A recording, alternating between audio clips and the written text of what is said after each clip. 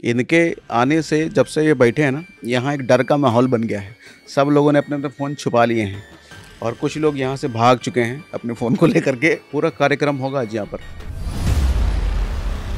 Property builder है वो, उसके साथ 1 करोड़ का फ्रॉड हो गया और एक बुजुर्ग के साथ 40 लाख का फ्रॉड हो गया। पढ़ा लिखा इंसान फंस रहा है, अमीर आदमी फंस रहा है, जो अनपढ़ है वो तो निश्चित फंसेगा। कैसे बचा जाए और ये होता क्या है डिजिटल अरेस्ट? तो जब आप स्काइप कॉल इनिशिएट करते हो तो वहाँ पे भी लिखा रहता है मुंबई क्राइम ब्रांच। कोई अटैक करके देखते हैं कि आप अपना पासवर्ड वाईफाई का, ईमेल आईडी का मुझे खुद दे दो। आईफोन बहुत सिक्योर है कहते हैं। एप्पल का फोन है, एंड्रॉइड का फोन है, इससे कोई फर्क नहीं पड़ता, आप किसी को भी उड़ा दोगे। इमेजिन करो, आप एक दिन एक चार्जिंग केबल फोन में लगाते हो और आपका फोन हैक हो जाता है।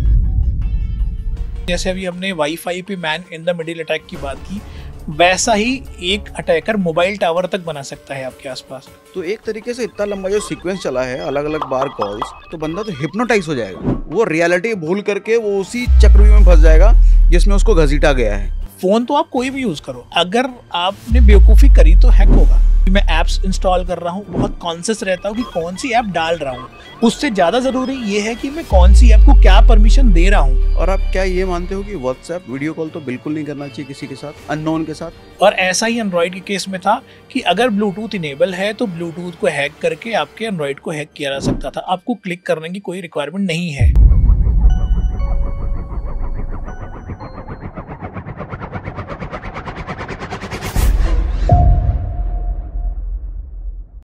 आज आपको बहुत मज़ा आने वाला है, क्योंकि मैं सुन के अचंभित हो गया। जो जो चीज़ें इन्होंने रिकॉर्ड होने से पहले मुझे बताई, दिखाई, दिमाग हिल गया मेरा। सोच के देखिए, कोई ऐसा चीज़ हो सकता है कि मोबाइल का चार्जर जैसा केबल आपके फ़ोन में लगे और आपके फ़ोन का पूरा डेटा निकाल ले, और फिर आपके फ़ोन के साथ कुछ भी हो सकता है।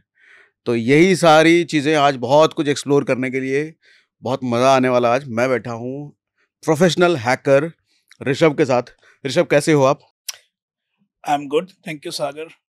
अब मुझे ये बताओ आप, सबसे पहले, अभी हैकिंग वैकिंग पे तो आएंगे, लेकिन इन दिनों सबसे ज़्यादा जो चल रहा है डिजिटल अरेस्ट।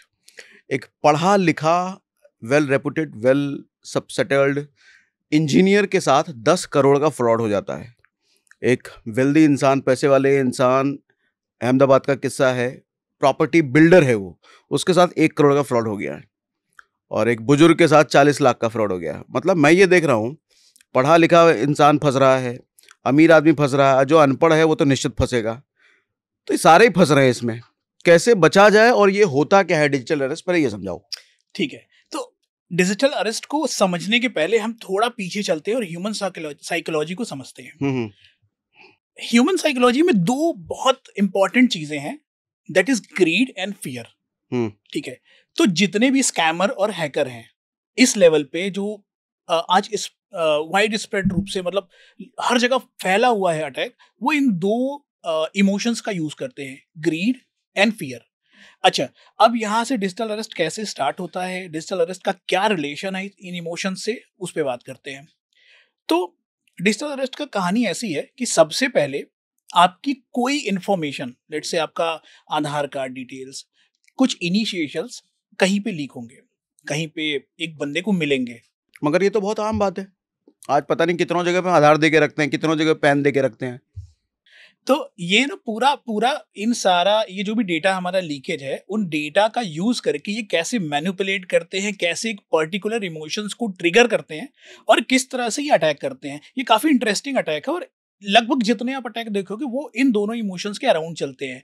उसमें से डिजिटल अरेस्ट आज एक है और आई थिंक इसमें तो बहुत बहुत बड़ा फ्रॉड है, ये बहुत बड़ा फ्रॉड है। क्या क्या होता है, कैसे कैसे करते हैं? अच्छा, तो अब एकदम शुरू से चलते हैं, होता कैसे है, कहाँ से चालू होती है ये पूरी कहानी। तो लेट्स से आपका आधार कार्ड, पैन कार्ड, किसी भी तरह की डिटेल्स, पहले मुझे ये समझा दो डिजिटल अरेस्ट होता क्या है। अच्छा ठीक है, तो एक्चुअली डिजिटल अरेस्ट जैसी तो कोई चीज होती ही नहीं है, बट एक ऐसा नाम दे दिया गया है स्कैमर्स ने कि आपको डिजिटली अरेस्ट कर लिया गया। जो लॉ को थोड़ा जानते हैं और हमारी इंडियन पुलिस को जानते हैं, उनको पता है डिजिटल अरेस्ट जैसा कुछ होता नहीं है। तो ये गिमिक वर्ड है, ऐसा कुछ होता नहीं है। तो स्कैमर्स ने एक ऐसा वर्ड बनाया कि आपको डिजिटली अरेस्ट कर रहे हैं, आपने कुछ ऐसा इलीगल काम किया है और आपको ना एक पर्टिकुलर टाइम तक हमारे साथ कॉल पे रहना होगा और हमें कोऑपरेट करना होगा, हमारी क्वेश्चंस को आंसर करना होगा और जो जो हम बोल रहे हैं वो करना होगा, अदरवाइज हम आपको आके फिजिकल अरेस्ट करेंगे। कहने का मतलब जो मुझे समझ में आ रहा है मैंने किसी थर्ड पर्सन आदमी को फ़ोन करा और फ़ोन करके मैं बोलूँ कि आपने ये क्राइम किया है, कुछ भी क्राइम किया है यस, और मैं पुलिस वाला हूँ, ऐसा करके, राइट, और उसकी वजह से मेरे कुछ सवालों का जवाब दो, नहीं तो आ करके आपको अरेस्ट कर लेंगे। करेक्ट, ये होता है। यस, और इसके बाद होता क्या है, वो सवालों के जवाब देता रहता है। हाँ, मतलब सवालों के जवाब लेते-लेते मैं इंटेलिजेंटली उससे उसके पर्सनल इन्फॉर्मेशन निकलवाता रहूँगा। हाँ, आधार, पैन, मोबाइल नंबर और अंदर की चीज़ें, पासवर्ड वगैरह भी। कुछ ऐसा ही, वो डर में सब कुछ देता रहेगा मुझे, कुछ ऐसा ही, है ना? कुछ तो कुछ उसका कुछ ऐसा सारा ही सब है, कुछ मैंने निकलवा लिया फ़ोन पर, यस, डर आ करके। यस। अच्छा, ओके। ये स्कैम ना मेरे साथ भी हुआ है। हुँ, स्कैम नहीं हुआ, मतलब मेरे पास भी ऐसी कॉल आई, तो मैंने भी स्कैमर से बात की है। तो मैं बताता हूँ अपना एक्सपीरियंस कैसे मेरे साथ रहा है, कैसी हुँ, कॉल आई है। तो होता क्या है, एक दिन आफ्टरनून में मेरे पास एक कॉल आती है हुँ, कि पहले तो आईवीआर कॉल आती है। कैसे हुँ, आपके ब्रेन को ये ट्रिक करते हैं, हम हुँ, शुरू से चलते हैं। जैसे कोई आईवीआर कॉल हमारे पास आती है फ़ोन में, हमें लगता है कि आईवीआर कॉल किसी कंपनी की कॉल होगी, हुँ, एक रिकॉर्डेड कॉल है, एक रिकॉर्डेड लाइन पे कोई बात कर रहा है, तो हाँ, हमारा एक ब्रेन ट्रिगर होता है कि अच्छा हाँ यार, कुछ तो चल रहा ये है, तो जेन्युइन है। कोई कोई हाँ, कोई तो जेन्युइन चीज आ हुँ, रही है। अच्छा, वो कहते हैं कि हम फेडेक्स से बात कर रहे हैं हुँ, हुँ, या किसी कुरियर सर्विस से बात कर रहे हैं और ठीक है। आपके बिहाफ पे कोई हुँ, एक इलीगल कुरियर हुँ, किसी एक कंट्री में हुँ, भेज दिया गया है। ठीक है। और आईवीआर में बोलता है अगर आपने इस तरह की कोई एक्टिविटी नहीं करी है तो आप 1 या 2 दबाएं। हुँ, ठीक है। हुँ, हुँ, तो आप क्यूरियासिटी में, क्या हमने तो ऐसा कुछ नहीं किया, ये फेडेक्स या डीएचएल या किसी और कुरियर एजेंसी से मेरे पास क्यों कॉल आ रही है। हुँ। ठीक है, एक डाउट आ ये गया मेरे आपके साथ भी अंदर। हुआ है। अच्छा, अपना वाला बताता हूँ, पहले आप बताओ। ठीक है, हुँ, तो आपके अंदर एक डाउट आ गया, ऐसा हुआ क्या। अच्छा, ये अटैक बहुत धीरे धीरे धीरे धीरे स्टार्ट होता है हुँ, और जब भी स्टार्ट होता है और स्टार्टिंग से लेकर एंड तक हुँ, जो बंदा उस कॉल में रहता है, उन सारी बातों को सुनता है, स्कैमर को पता है कि ये पूरी तरह से ब्रेन ड्रेन हो गया है। हुँ, हुँ, तो हुँ, इसका एक रीजन है ब्रेन ड्रेन करना। हुँ, धीरे धीरे आपको एक एक स्टेप पे कन्विंस करते रहेंगे। हुँ, तो सबसे पहले आईवीआर कॉल आई। हुँ, आपके मन में थोड़ा डाउट हुआ कि यार कुछ तो गड़बड़ है। हुँ, आप कॉल दबाते हो कि भैया ठीक है, एक दबाया। अब आईवीआर कॉल ट्रांसफर होती है हुँ, और कोई रिप्रेजेंटेटिव आपसे बात करता है कि ठीक है। सर आपने या आपने एक कंसाइनमेंट भेजा है किसी एक कंट्री में हुँ, और उसमें इस तरह की चीजें हैं। ये एक हुँ, एग्जांपल है, हुँ, ऐसे हुँ, कई सारे हुँ, इनिशिएशंस है जहां से ये अटैक स्टार्ट होता है। हुँ, बट एक ये है, वो बोलते हैं कि आपने कुछ चीजें, कुछ इलीगल सामान आपने भेजा है, हुँ, उसमें कुछ पासपोर्ट हैं, कुछ ड्रग्स हैं, एमडीएमए, हुँ, और कुछ और ड्रग्स हैं, हुँ, और कुछ पैसे हैं। ठीक है, तो फिर आपसे पूछते हैं कि आपने भेजा है, आप हुँ, बोलते हो नहीं। तो आपको पूरी लिस्ट बताते हैं, हुँ, फिर आपसे एक एक चीजों के बारे में पूछते हैं कि आपको पता है एमडीएमए ड्रग्स क्या होता है। ठीक है, ठीक है। एक और डाउट आपके दिमाग में डाला कि कुछ ऐसी चीजें होती है हमें और आपको एमडीएमए ड्रग्स का नहीं पता, तो आप हुँ, सर्च करते हो, तो आपको लगता है कुछ तो अच्छी चीज है इसमें, मतलब कुछ रियल में हो रहा है और ये हुँ, कोई इलीगल ड्रग है। आप सर्च करते हो नेट पे, हुँ, आपको उस तरह की चीजें मिलती है। तो काफी देर तक आपसे ये बात करती हैं, फिर पूछते हैं कि क्या आपने आधार कार्ड अपना कहीं दिया हुआ है रिसेंटली, हुँ, क्या आपका आधार कार्ड कहीं लीक हुआ है, क्या होटल में दिया है। तो यूजुअली केवाईसी का एक मेन रीजन है, केवाईसी का एक जो मेन फॉर्म है आधार है। वो हुँ, आधार है। हुँ, तो हम हर जगह शेयर करते हैं, होटल हुँ, में भी जाते हैं शेयर करते हैं, और यूजुअली हर फोटोकॉपी की दुकान में दे के आते हैं, तो हुँ, बहुत हुँ, कॉमन सी चीज़ है। हुँ, तो आपने तो मतलब यूजुअली आपको पता है कि भाई आधार कार्ड मैंने दिया है। हुँ। ठीक है, मेरा आधार कार्ड कहीं ना कहीं किसी तरह कहीं किसी के पास है। शायद ही ऐसा कोई आदमी होगा जिसका आधार कार्ड कहीं यस, नहीं है। यस, सबने दिया हुआ है सबने कहीं न दिया है। कहीं। हुँ, तो यहाँ से फिर वो बोलते हैं कि ठीक है, अगर आपने इस तरह की चीजें नहीं करी है, हुँ, आपने ये एक्टिविटी नहीं करी है, तो हो सकता है कोई आपको इम्पर्सनेट करके आपकी कार्ड और ये आधार कार्ड का यूज करके, आपका फोन नंबर का यूज करके कोई ये डेटा या ये कंसाइनमेंट भेज रहा है। हुँ, तो अगर आपने ऐसा नहीं किया है तो हम एक काम करते हैं, आपको किसी क्राइम ब्रांच या किसी पुलिस डिपार्टमेंट में ट्रांसफर करते हैं जहां से ये केस इनिशिएट हुआ है, और आप उनको अपनी सारी बातें बताइए। ओह हो हो! ठीक है। अब तो भरोसा बढ़ गया उसका। हाँ, तो ये हाँ। कम्युनिकेशन लगभग आधे घंटे चलती है, जब वो हुँ, लड़की आपसे सारी बातें बताती है। अच्छा, लड़की होती है यूजुअली। और ऐसे टोन में बात करेगी जैसे हाँ, उसकी एक नियति हेल्प करने की है आपकी। प्रोफेशनल टोन में हुँ, कि क्या आपने ऐसा कुछ किया है। तो ये पूरी स्क्रिप्ट होती है। हुँ, लगभग सभी एक सेम स्क्रिप्ट को रिपीट कर रहे होते हैं, हुँ, और वो स्क्रिप्ट ऐसे डिज़ाइन और डेवलप की जाती है ताकि वो ह्यूमन ब्रेन्स को बहुत ज़्यादा इम्पैक्ट कर सके, हुँ, आपका ट्रस्ट बिल्ड कर सके कि हाँ यार, कुछ तो बात है और ये जेन्युइन बात है ना। हाँ, ऐसा बहुत अनप्रोफेशनल टोन में नहीं बात करेंगे, बहुत हुँ, काम टोन में बात करेंगे, आपको सारी एक लिस्ट बताएँगे। अच्छा, उसके बाद जब लास्ट में बोलेंगे कि अच्छा आपकी ना केस आईडी या फाइल आईडी ये है, हुँ, तो जब हम आपकी कॉल को किसी पर्टिकुलर डिपार्टमेंट में ट्रांसफर करेंगे, हुँ, तो आप उनको बताना कि भई मेरी केस आईडी ये है हुँ, और मैं ये हूँ, हुँ, ताकि वो आपका केस पुल करके देख लेंगे। हुँ, हुँ, ठीक है? अब पहली IVR कॉल थी, दूसरा एक लड़की ने आपसे बात की, अब एक कॉल उन्होंने फिर ट्रांसफर करी, अब वो कॉल जाती है ये डिजिटल अरेस्ट वाले स्टेप 3 पे। यहाँ पे क्या होता है, एक बंदा पुलिस वाला, मतलब एक यूजुअली एक व्हाट्सएप कॉल होती है, तो उसमें एक पुलिस की DP लगा के एक आदमी होता है। Video call? हाँ, वीडियो कॉल अभी नहीं स्टार्ट होती, अभी वो आपसे बात करता है, सिर्फ कॉल पे बात करता है। तो आप ट्रू कॉलर पे यूजुअली वो ये डायरेक्ट कॉल नहीं करते फोन पे, क्योंकि वो ट्रैक किया जा सकता है, तो व्हाट्सएप कॉल करते हैं। तो व्हाट्सएप में वो DP लगी रहती है, तो व्हाट्सएप कॉल करके आप को सारी बातें बताते हैं कि अच्छा ऐसा है, आपका ये सारी चीज़ें आपने भेजी है, आपका फाइल नंबर ये है, और अगर आपने ये सारी चीज़ें नहीं करी है तो आप अपना स्टेटमेंट वीडियो कॉल पर आकर दीजिए। ओके। अब वो आपको कॉल पर एक स्काइप ID देता है कि ये Skype ID crime branch 123@skype.com, ऐसा कुछ एक ईमेल ID है, जिस पर आप कनेक्ट करके हमारे डिपार्टमेंट के साथ एक वीडियो कॉन्फ्रेंसिंग से जुड़ के अपना स्टेटमेंट दे सकते हैं। ठीक है, तो अब आपका एक और चेन स्टार्ट हुआ, जहां पे आपने वो कॉल डिस्कनेक्ट की, अब आप स्काइप कॉल पे आ रहे हो। ठीक है, अब आपने स्काइप कॉल, चूंकि मैंने ये सारा करके देखा, तो जब आप स्काइप कॉल इनिशिएट करते हो तो वहां पे भी लिखा रहता है मुंबई क्राइम ब्रांच, है ना। ओके। तो जब आप ये वीडियो कॉल करते हो तो कॉल रिकॉर्डिंग स्टार्ट करता है, फिर बोलता है कि आपको मुंबई आना होगा, हमारे क्राइम ब्रांच में आके स्टेटमेंट फिजिकली देनी पड़ेगी। अगर आप नहीं दे पाते हो तो आप यहाँ कॉल में रह के जो भी इंफॉर्मेशन है वो आप हमें दीजिए। तो मजबूरी बन गई, अब तो देगा ही देगा वो फोन पे। अच्छा, उस आदमी को भी पता है कि ये अब यहाँ तक आ गया है, ये इसने कॉल कनेक्ट कर ली है, इसने वीडियो कैमरा ऑन कर लिया है, रिकॉर्डिंग ऑन कर ली है, अब ये फंसने को तैयार है। अब उसको ओवर ब्रेन ड्रेन किया जाएगा धीरे धीरे। अब ये कैसे चलता है, लोग कैसे पैसे देते हैं, इस पे बात करेंगे। तो अब उससे पूछता है कि ठीक है, क्या आप ड्रग्स लेते हैं, आपको इन सारी चीजों का पता है, अगर नहीं आप लेते हैं तो ये सारी चीजें भेजी क्यों है। एक रौबदार अंदाज में बात करता है, उसको डराने की कोशिश करता है, और देखता है कि कैसे कैसे वो डर रहा है ना। पीछे बैकग्राउंड भी क्राइम ब्रांच जैसा कुछ होता होगा, पूरा लगा रखा है, सेटअप बना रखा है, और ऐसे धीरे धीरे डराता है। ठीक है, तो आप थोड़ा डर जाते हो। फिर अब ये बोलता है वो कि ठीक है, अगर आपने ऐसा नहीं करा हुआ है तो आप हमारी सारी बातें मानिए, आपके अकाउंट में कितने पैसे हैं पहले आप वो सारी जानकारी दीजिए। ऐसे नहीं, पहले आपकी फैमिली में कितने मेंबर हैं, स्टेप बाय स्टेप आएगा वो, डायरेक्ट बैंक पे नहीं जाएगा। हाँ, फैमिली में आपके कितने मेंबर हैं, आप बताते हैं कि अच्छा मेरी फैमिली में इतने मेंबर, आप क्या करते हैं, आपकी फैमिली में लोग क्या करते हैं, आपका प्रोफेशन क्या है ना। इस तरह से बहुत सारी चीजें पूछेगा, आपका 4-5 साल पुरानी चीजें पूछेगा कि वो सच में कोई इन्वेस्टिगेशन चल रहा है, सारी चीजें पूछेगा। क्या आपने किसी के कहने पे ऐसी चीजें की है, क्या किसी ने धमकी दिया ये करने के लिए, तो आप बोलते हो नहीं ऐसा कुछ मैंने किया नहीं है, तो बार बार वो रिपीट करता रहेगा। तो आप कहते हो अच्छा नहीं ठीक है, तो आप अपना अकाउंट दिखाइए कि आपको कहीं बाहर से पैसे तो नहीं आए हुए हैं। ठीक है, आपके अकाउंट में कितने पैसे हैं, तो कितने अकाउंट है पहले ये बताइए। तो आप बताते हो मेरे 4 अकाउंट है, 2 अकाउंट SBI का है, 1 अकाउंट HDFC का, 1 अकाउंट कोटक का है। तो कहता है अच्छा कितने पैसे हैं आपके अकाउंट में, तो यूजुअली लोग बताते हैं कैलकुलेट करके, नहीं अब देखिए चेक करिए। और चूंकि ये जो सारे पैसे हैं, आप इन सारे पैसों को लेके भाग सकते हो, या हम इन आपके अकाउंट को फ्रीज कर देंगे, तो सबसे पहले आप हमें बताइए कि आपके पास पैसे कितने हैं, ताकि हम उन पैसों को सेव कर सके। ठीक है, हम फ्रीजिंग रोक सके, ऐसा कुछ करके करते हैं। तो आप बताते हो कि मेरे 4 अकाउंट है, किसी में 25 लाख है, किसी में 10 लाख है, किसी में 15 लाख है, ऐसे करके मेरे पास 2-2.5 करोड़ रुपए है, एक यूज के है। तो आप ठीक है, अब इसके बाद फिर जब आप और डर जाते हो तो बोलता है आप अपने कपड़े उतारो और दिखाओ कि कहीं इंजेक्शन का निशान तो नहीं है।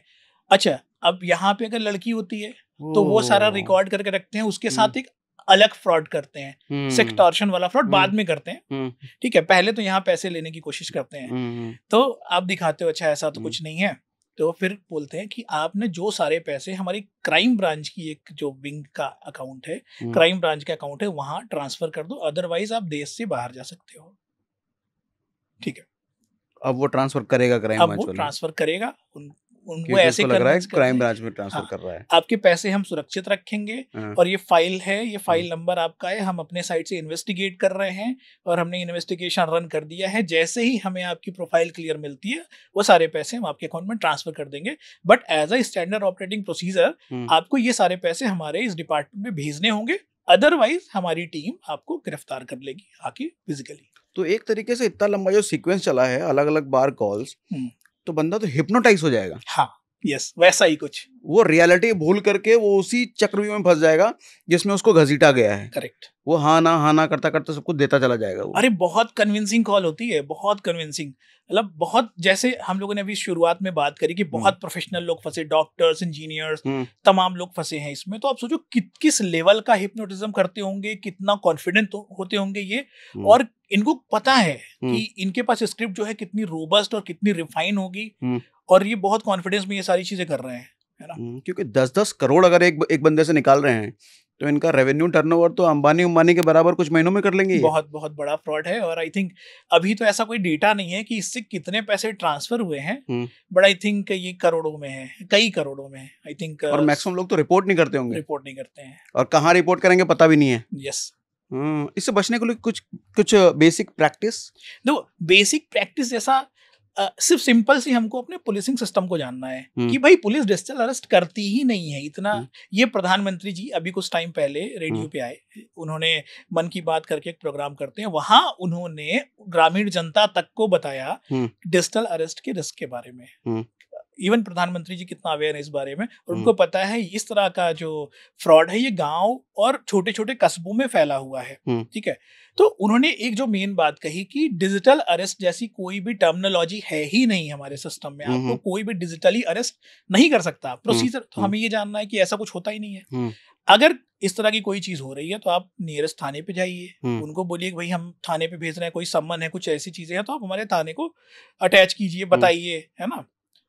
तो बेसिकली फ्रॉड होता है तो आपको डराएंगे नहीं, क्योंकि हम किसी दूसरे डिपार्टमेंट से हैं, ये हम इन्वेस्टिगेट कर रहे हैं, क्राइम ब्रांच है, तो आप लोकल पुलिस के पास जाओगे, वो नहीं सपोर्ट करेंगे, तो किसी तरह से कन्विंस करते हैं आपको कि नहीं ऐसा है। तो यूजुअली हमें भी पता है, जो थोड़ी जानकार हैं, पुलिसिंग सिस्टम को जानते हैं, उनको पता है डिजिटल अरेस्ट जैसी कोई भी चीज नहीं है, फिर भी जो एग्जिस्ट नहीं करती वो आज हजारों करोड़ का फ्रॉड बन के बैठी है। ये टर्म ही एग्जिस्ट नहीं करता, और इस टर्म ने फ्रॉड कर रखा है, सबसे बड़ा फ्रॉड कर रखा है आज तक का, अब तक का। और आप क्या ये मानते हो कि व्हाट्सएप वीडियो कॉल तो बिल्कुल नहीं करना चाहिए किसी के साथ, अननोन के साथ? अननोन के साथ बिल्कुल नहीं करना चाहिए। मैंने कई बार ऐसी रिकमेंडेशन दी। यूजुअली क्या होता है, हमारे पास कॉल्स आती है, लेट्स से आप यहाँ पे बैठे हो, मैं बैठा हूँ ना, मैंने कॉल उठाई, उधर से कोई स्क्रीन नहीं दिख रही है ना, तो जितने देर मैंने कॉल उठाई और ये समझने की कोशिश कर रहा हूँ कि उधर क्या चल रहा है, उस बंदे ने मेरा रिएक्शन रिकॉर्ड कर लिया, है ना, और वो रियल फेस है, एआई जनरेटेड फेस नहीं है, रियल फेस है। अब उसने दूसरे साइड पर जो ब्लैंक स्क्रीन थी उस पर कोई न्यूड लड़की लगा दी, कुछ सेक्स वाली बातें करते हुए कुछ ऐसी चीजें लगा दी जो ठीक नहीं है, मेरी इमेज के लिए ठीक नहीं है। उसके बाद कुछ देर बाद कॉल कटेगी और वो वीडियो भेजेगा, भाई देखो ये आपका वीडियो है, ऐसी अब इसके लिए इतना पैसा भेजो, ऐसा पैसा भेजो। अच्छा, सबसे खास बात ये है कि उस वीडियो में आप रियलिटी में हो, एआई जनरेटेड वीडियो नहीं है वो, है ना। तो कई सारे तरीके हैं कि एआई जनरेटेड वीडियोस को आप रिमूव कर सकते हो इंटरनेट से, बट उस वीडियो को रिमूव करना थोड़ा मुश्किल है। तो अब जरा शिफ्ट करते हैं, इस मुद्दे पर आते हैं कि आप हैकिंग में क्या क्या कर सकते हो और क्या क्या होता है फोन के साथ, ईमेल आईडी के साथ, बैंक अकाउंट के साथ, और फिर बाद में आपसे ये भी समझेंगे कि उससे बचना कैसे है। ठीक है। तो ये बताइए कि एक आदमी के पास फोन है आपके सामने, हालांकि शुरुआत में कुछ कुछ बताया, मैं तो डर गया, मैं क्या फोन दूर ले जाऊं आपसे। क्या क्या कर सकते हो आप? फोन मेरे हाथ में है, आपके पास नहीं है, ठीक है, आप कैसे हैक करोगे मेरे फोन को? 2-3 क्वेश्चंस के आप जवाब दे दो। ठीक है, आपके पास फोन है, आपके हाथ में है, आपने किसी वाईफाई से कनेक्ट कर रखा है क्या फोन को? देखना एक बार। हाँ, ठीक है। चेक पॉइंट 1 टिक। क्या आपने ब्लूटूथ इनेबल कर रखा है? हाँ। एक बार चेक करना, यूजुअली हम करते हैं, है ना। दूसरी चीज ये है, ये 2 चीजें कर रखी हैं। तो अगर आपका फोन फिजिकली मेरे पास नहीं है, बट आपने किसी वाईफाई से कनेक्ट कर रखा है, ब्लूटूथ इनेबल कर रखा है, ये मैं हैकिंग की बात कर रहा हूँ, स्कैम और फ्रॉड की बात नहीं कर रहा हूँ, क्योंकि हैकिंग बहुत सोफिस्टिकेटेड अटैक है, तो इससे मैं हैक कर सकता हूँ। अच्छा, आपने इतना काफी है? हाँ, इतना, मतलब इतना इजी नहीं है, बट हाँ, अगर ये सारी चीजें इनेबल्ड है, आपका फोन किसी वाईफाई से कनेक्टेड है, तो कुछ यूज केसेस होते हैं जिससे मैं उस वाईफाई को कॉम्प्रोमाइज करके आपके साथ कुछ सोफिस्टिकेटेड अटैक होते हैं, मैं कर सकता हूँ आपके फोन के साथ, और आपके फोन को, चाहे उस वाईफाई का पासवर्ड आपको मालूम है या नहीं, उससे मतलब नहीं है। नहीं, मतलब नहीं है। वाईफाई को हैक करना, क्रैक ये एरिया किसी वाईफाई से कनेक्टेड होना चाहिए। यस। आपको कौन सा वाईफाई है वो नाम भी निकाल लोगे आप? हाँ, इजी है। पासवर्ड से मतलब ही नहीं है आपको? पासवर्ड हम क्रैक कर लेंगे। वाईफाई पासवर्ड क्रैक करना और वो करना काफी आसान है। तो कई बार तो आप खुद ही मुझे अपना वाईफाई पासवर्ड दे दोगे। कैसे? एक डेमो करते हैं। कराओ, ये आपके हथियार हैं। हाँ, एक छोटी सी डिवाइस है, हम्म, ये यूजुअली सिर्फ वाईफाई हैकिंग के काम आती है। अभी आप यहाँ ठीक देख है। रहे हो, आपके आसपास जितने भी वाईफाई है वो मैंने लिस्ट कर रखे हैं। एक बार सारे यहाँ पे कैमरे में दिख दिखा रहे हैं। दीजिए। ठीक है, ओके। ठीक है, अब मैं वो वाला कोई अटैक करके देखते हैं हम्म, कि आप अपना पासवर्ड वाईफाई का, ईमेल आईडी का मुझे खुद दे दोगे अभी। हम्म।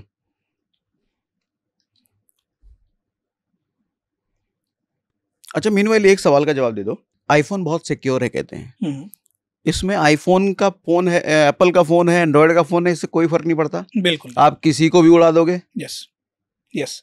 अच्छा, भैया। वैसे मैंने अभी एक सिस्टम सेटअप किया है। यूजुअली हम लोग करते क्या है, इस अटैक को बता देता हूँ, बोलते क्या है। ये बहुत सिंपल सा अटैक है, इविल ट्विन अटैक, बहुत बहुत सिंपल अटैक है। तो यूजुअली आप एक वाईफाई से कनेक्टेड हो, आप एक यूज केस इमेजिन करना, आपका फोन वाईफाई से कनेक्टेड है और आपके वाईफाई का नाम है सागर 123, है ना। अब मैं क्या करूंगा, उस वाईफाई को जैम कर दूंगा, डी ऑथेंटिकेट करके सिंपल सा अटैक है जिससे मैं वाईफाई को जैम कर दूंगा। तो आपका फोन डिस्कनेक्ट हो जाएगा उस वाईफाई से, ठीक है। और यूजुअली फोन क्या करता है, हमेशा उस वाईफाई से कनेक्ट करने की कोशिश करता है जो वाईफाई पहले से कनेक्टेड था, या जिस वाईफाई वो बार बार रिकनेक्ट करता है। बार बार रिकनेक्ट करता है। तो अगर मैंने आपके कनेक्टेड वाईफाई को डिस्कनेक्ट कर दिया और एक सेम वाईफाई सेम चैनल पे सेम एसएसआईडी के साथ ओपन कर दिया, तो आपका फोन कनेक्ट करने की कोशिश करेगा उस वाईफाई से। और एक यूज केस ऐसा है, ये थोड़ा नॉर्मल भाषा में समझाओ, सेम एसएसआईडी ये सब क्या क्या बोल दिया अच्छा, आपने? सेम एसएसआईडी का मतलब होता है कि हमारा जो वाईफाई नेम है वो एक एसएसआईडी होती है। जैसे सागर 123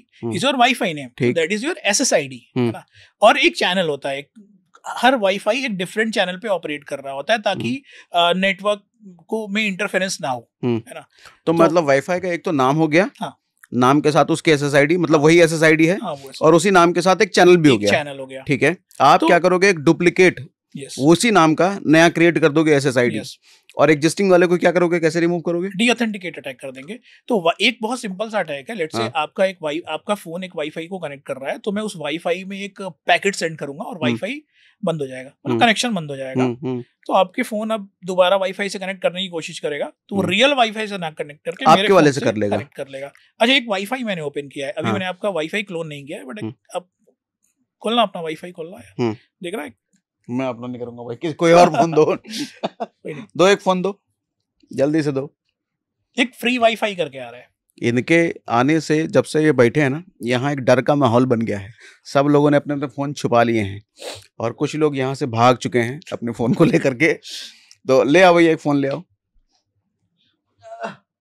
क्या करना है इसका? एक फ्री वाईफाई दिख रहा है इस पे कहीं पे, गूगल फ्री वाईफाई, यूजुअली ऐसा नाम है फ्री वाईफाई। हाँ, हम अटैक नहीं कर रहे हैं, फ्री फ्री फ्री फ्री, एक यूज केस बना के देखते हैं। नहीं, फ्री वाईफाई जैसा दिख नहीं रहा कुछ, अभी तक तो नहीं आया है। ओके, आई थिंक मैंने किसी दूसरा वाईफाई को कॉपी कर लिया। आई थिंक एक डायरेक्ट 7H करके एक होगा, डायरेक्ट 7H। हाँ, ये आ रहा है HP। हाँ, कोई और मैंने वाईफाई कॉपी कर लिया, बट ठीक है। तो ये डायरेक्ट 7H करूं? हाँ, इस पे HP वाला। हाँ, अच्छा ठीक है। ये डायरेक्ट 74 HP लेजर करके आ रहा है, और कहाँ चला गया? मैं इसको क्लिक कर रहा हूँ, करूँ? करिए, कनेक्ट करिए। कर दिया मैंने कनेक्ट। एक पॉपअप आया होगा, ऑब्टेनिंग IP एड्रेस चल रहा है।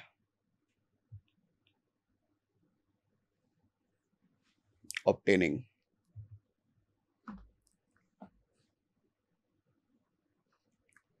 सेव्ड हुआ है, ये बस सेव्ड हुआ है, अभी कुछ नहीं हुआ, कनेक्टेड नहीं हुआ।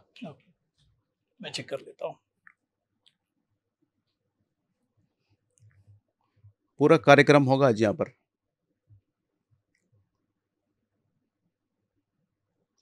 हाँ, कनेक्ट हो रहा है सिंपली। एक डायरेक्ट 74 HP लेजर। हाँ, यही सेव्ड हो गया। अच्छा, स्कैनिंग चल रहा है, connecting, obtaining IP address. I think आपने रियल वाईफाई से कनेक्ट कर रहा है। ऑब्टेनिंग IP एड्रेस, बार बार ये ऑब्टेनिंग IP एड्रेस कर रहा है।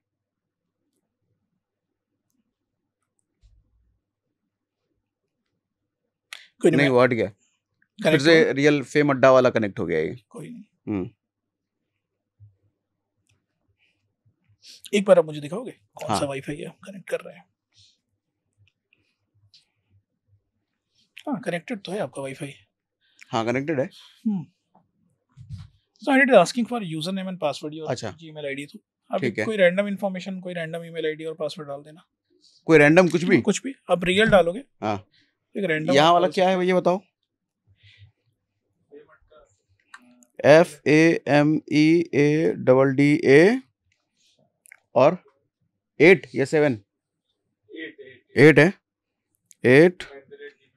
हाँ तो जीमेल तो ये खुल ही गया, @gmail.com डालने की जरूरत नहीं है। कुछ भी आप डाल दो, पासवर्ड भी रॉन्ग डालिए। रॉन्ग डालो? हाँ ऑफ कोर्स, ठीक है।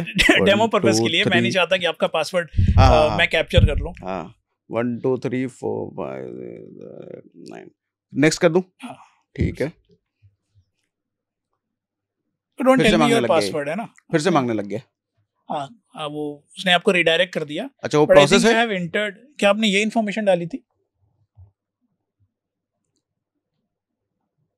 हाँ बिल्कुल ये डाला था, यहाँ दिखा भी देते हैं। तो बेसिकली बहुत सिंपल सा टाइप था। आपके पास चला गया आईडी पासवर्ड वाईफाई का। यस। अब आप क्या करोगे? आपके वाईफाई का आईडी पासवर्ड आ गया। अब मैं आपके वाईफाई से कनेक्ट कर सकता हूँ। कनेक्ट करने के बाद होगा क्या कि आपके कई सारे डिवाइसेस, जैसे कि आपका लैपटॉप है, आपका फोन है, आपका कई सारे सिस्टम होंगे जो इस वाईफाई से कनेक्टेड होंगे। तो अब मैं इस वाईफाई में कनेक्ट करके एक इंटरनेट की रेंज में आ गया है, तो अब बहुत इजीली मैं उन सिस्टम्स को स्कैन कर सकता हूँ जो कनेक्टेड सिस्टम्स होंगे। एक ये चीज है, और दूसरा एक यूज केस ये है कि जो भी डेटा आपका फोन इस वाईफाई को भेज रहा है, उस वाईफाई से मैं उन डेटा को कैप्चर करके निकाल सकता हूँ। बेसिकली एक सिंपल सा लॉजिक समझते हैं अभी हम। तो आपको पता है जब भी हम इंटरनेट पर किसी वेबसाइट को कनेक्ट करते हैं तो होता क्या है कि जब भी हमारा फोन डेटा किसी, लेट्स से हमने इंस्टाग्राम ओपन कर रहे हैं, राइट, तो क्या होता है कि जब भी हमारा फोन डेटा मेरे फोन से लेकर इंस्टाग्राम तक भेजता है तो सबसे पहले बीच में क्या आता है? वाईफाई आता है। तो जो भी मेरी लॉगिन डिटेल है या कोई भी इंफॉर्मेशन है, सबसे पहले वाईफाई के पास जाएगी फोन से। उसके पास वो डेटा किसी आईएसपी के पास जाएगा, नियरेस्ट आईएसपी के पास। उसके बाद वो डेटा किसी और आईएसपी के पास जाएगा जो इंस्टाग्राम या फेसबुक सर्वर के आसपास होगा। उसके बाद वो डेटा उनके डेटा सेंटर के पास जाएगा। तो इस तरह से डेटा का फ्लो होता है ना। तो एक बहुत सिंपल सा अटैक जो हम यहाँ पे कर सकते हैं वो है man in the middle attack. बहुत सिंपल अटैक है, ठीक है। उसमें क्या होता है कि डेटा जब भी आपके फोन से वाईफाई में जाता है या वाईफाई के पास जाता है, अटैकर क्या करता है? एक फेक वाईफाई क्रिएट करता है और आप अपना डेटा उस फेक वाईफाई को भेजने लगते हो। जब आप अपना डेटा फेक वाईफाई को भेजते हो तो वो अटैकर उस डेटा को कैप्चर कर सकता है, देख सकता है कि आप भेज रहे हो। इसके लिए उस अटैकर को आपको आपके नेटवर्क रेंज में होने की जरूरत है।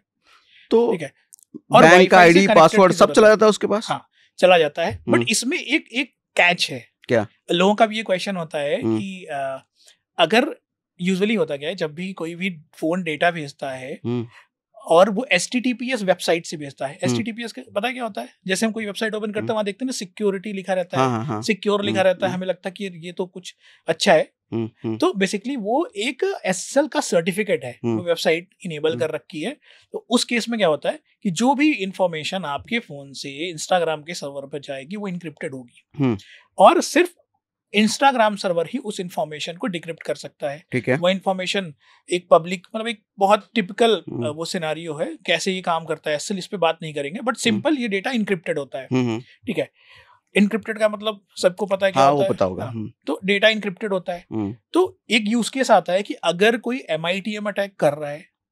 क्या MITM attack? Man in the middle attack. अच्छा ओके। अगर ये man in the middle attack कर रहा है और डेटा इनक्रिप्टेड है, तो कैसे डेटा कैप्चर होगा? बिल्कुल सही है ना, क्योंकि सिर्फ वो की इंस्टाग्राम के पास है। तो एक बहुत सिंपल सा कॉन्सेप्ट है SSL स्ट्रिपिंग का, एक टेक्निकल टर्म है SSL स्ट्रिपिंग या SSL डाउनग्रेड।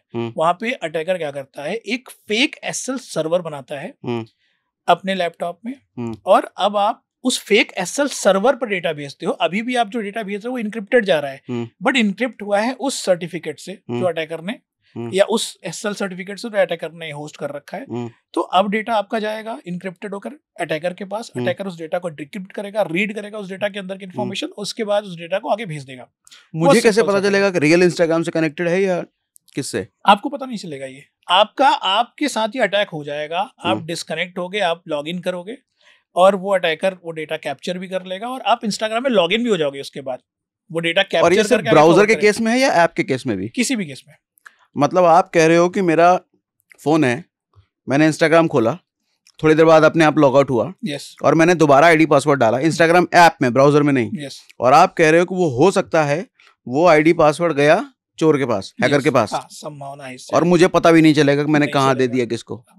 तो ये बहुत सफिस्टिकेटेड अटैक है। जितना आसान मैं बता रहा हूँ उतना हाँ। आसान होता नहीं है, हाँ, बट हम जब वर्स्ट केस और यूज केसेस की बात कर रहे हैं तो उसमें एक पॉसिबिलिटी है कि हम एसएल डाउनग्रेड कर सकते हैं, एसएल स्ट्रिपिंग अटैक परफॉर्म कर सकते हैं। ठीक है, और- आसान नहीं होता, लेकिन हाँ। अगर किसी के पीछे लग करके कोई हाँ, करे yes, तो possible ये बहुत आसान है। हाँ? हाँ, पॉसिबल है। तो इसका मतलब आपकी अगर किसी से दुश्मनी है, आप सिर्फ उसके घर के बाहर चले जाओ, वाईफाई तो आपको मिल ही जाएगा, उसको वो करके क्या क्या करके आप उसका पासवर्ड निकाल लोगे और उसका आईडी पासवर्ड सब निकाल सकते हो, सिर्फ घर के बाहर खड़े रह करके। मुझे इतना मेहनत करने की भी जरूरत नहीं फिर? है। कौन सा फोन है आपका? ये भी बताऊं कि नहीं बताऊं? नोट, ये अल्ट्रा है, 24 अल्ट्रा। ठीक है। चार्ज करते होंगे आप फोन को हाँ हाँ रेगुलर? हाँ किसी चार्जिंग केबल से चार्ज करते होंगे, हाँ है ना? तो आप एक इमेजिन करो, हाँ। आप एक दिन एक चार्जिंग केबल फोन में लगाते हो और आपका फोन हैक हो जाता है। हो सकता है? बताओ कैसे? ठीक है, तो अब मैंने बोला कि मुझे घर पे जाने की जरूरत नहीं है, मैं आपके ऑफिस में आऊंगा, एक केबल आपकी चार्जिंग केबल से रिप्लेस कर दूंगा और आप जैसे उस चार्जिंग केबल को अपने फोन से कनेक्ट करोगे, आप हैक हो जाओगे। सदमे में भेज रहे आप मुझे। मेरे को ये बताइए, ये चीजें अगर हैं, मैं कैसे बचूं, या कोई भी कैसे बचे?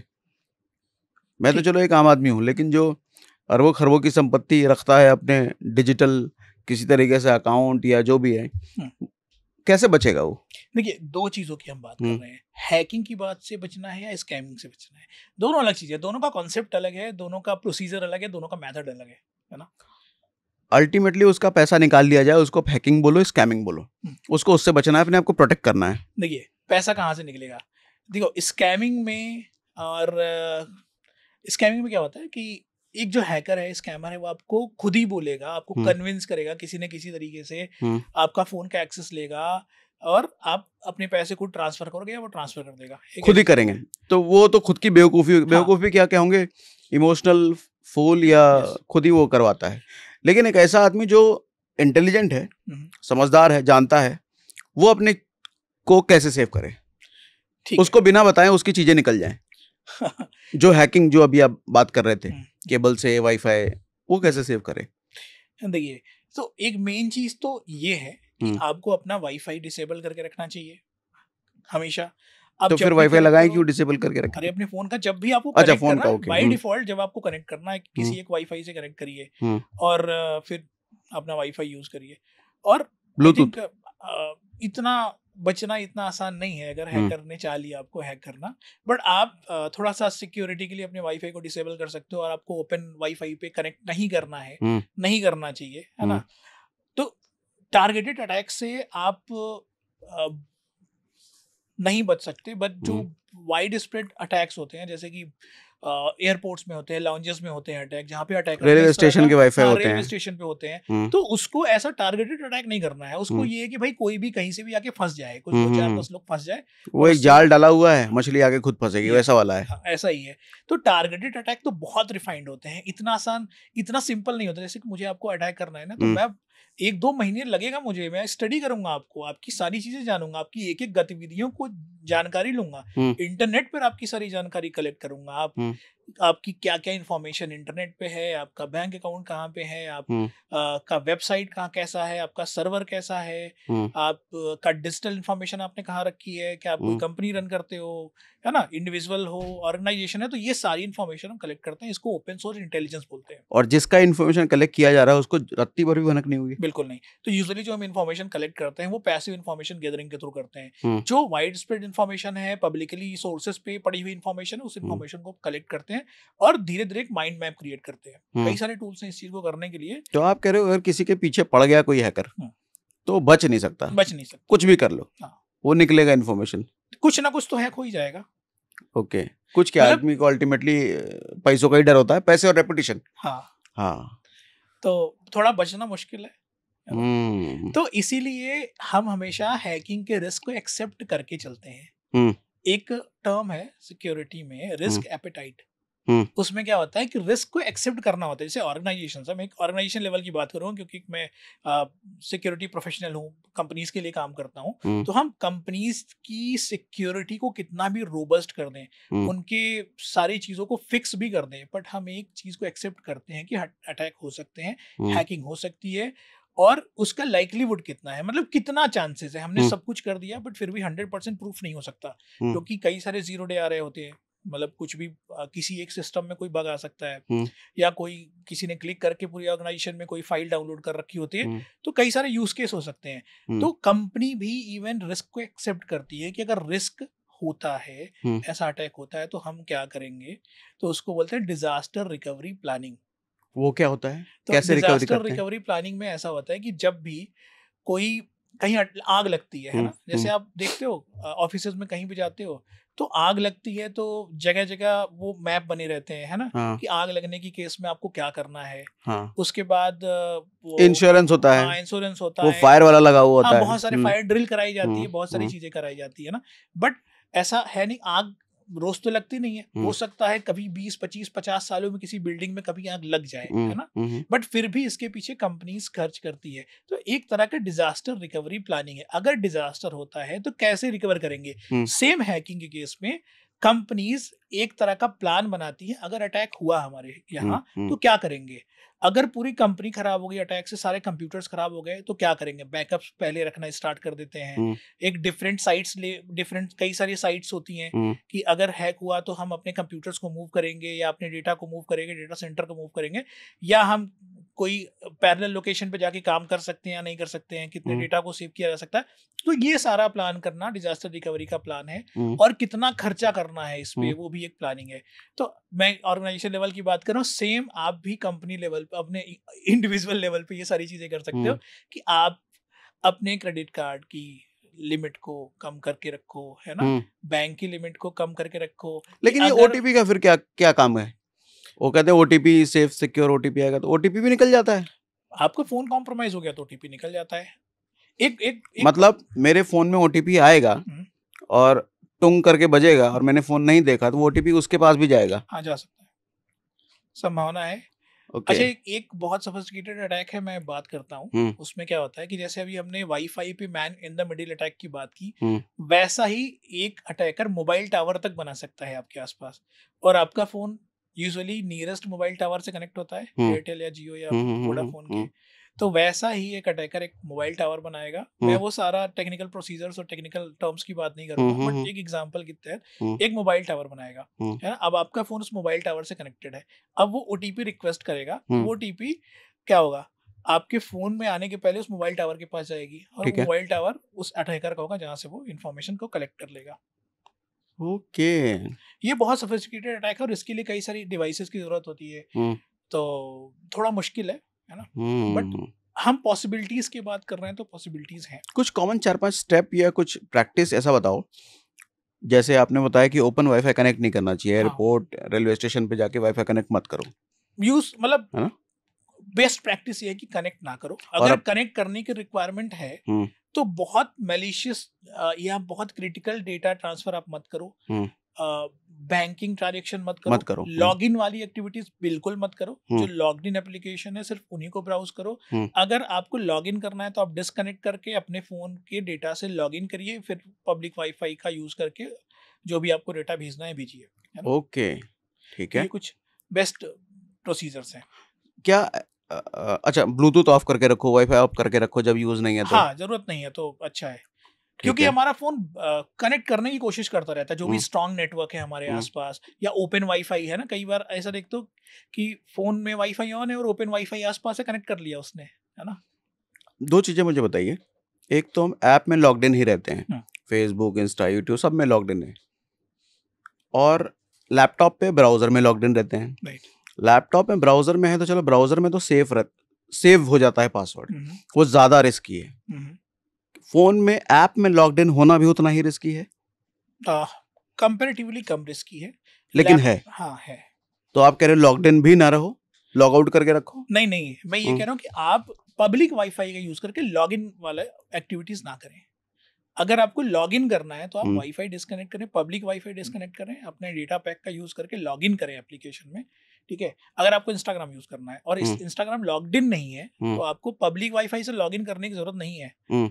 आप लॉग इन करिए अपने घर में जाके या फिर अपने जो भी आपका हम्म। डेटा पैक है उससे हम्म। लॉग इन करिए, फिर वाईफाई का यूज करके कर सकते हैं। कंपेरेटिवली सेफ है। अगर आप लॉग इन करते हैं तो आपका पासवर्ड नेटवर्क में जाएगा और अगर कोई अटैकर उस नेटवर्क में किसी तरह का सेटअप बना के रखा है तो वो और इंफॉर्मेशन ब्राउजर में जो सेव्ड रहता है वो मुश्किल है। उसके लिए आपको किस सिस्टम को अपने हैक करना पर्सनल पड़ेगा। नेटवर्क में अगर हैं, वो हैक करने के लिए आपके सिस्टम को हैक करना पड़ेगा, है ना। अच्छा, बिना सिस्टम को हैक किए नहीं होगा वो? नहीं, ऐसे नहीं होगा। किसी अच्छा, ना किसी तरीके का मैलिशियस मालवेयर, स्पाईवेयर सिस्टम में डालना होगा। यहाँ से एक चीज़ और बताइए कि विंडोज़ का लैपटॉप, मैक लैपटॉप एप्पल का, कंपैरेटिवली क्या सेफ होता है इसके ब्राउज़र? सफारी यूज़ कर रहे हैं या विंडोज़ का माइक्रोसॉफ्ट या क्रोम यूज़ कर रहा है, कंपैरेटिवली क्या बेटर होता है सफारी या iMac में?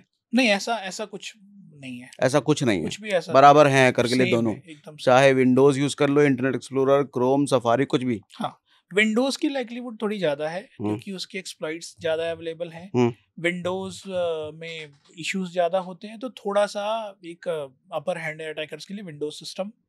और आईफोन अगर और मैक की बात करते हैं वो थोड़ा सा मुश्किल है क्योंकि उनके मलिशियस कोड्स बनाना या फिर वायरसेस बनाना थोड़ा कंपैरेटिवली मुश्किल होता है, पर अटैक होता है।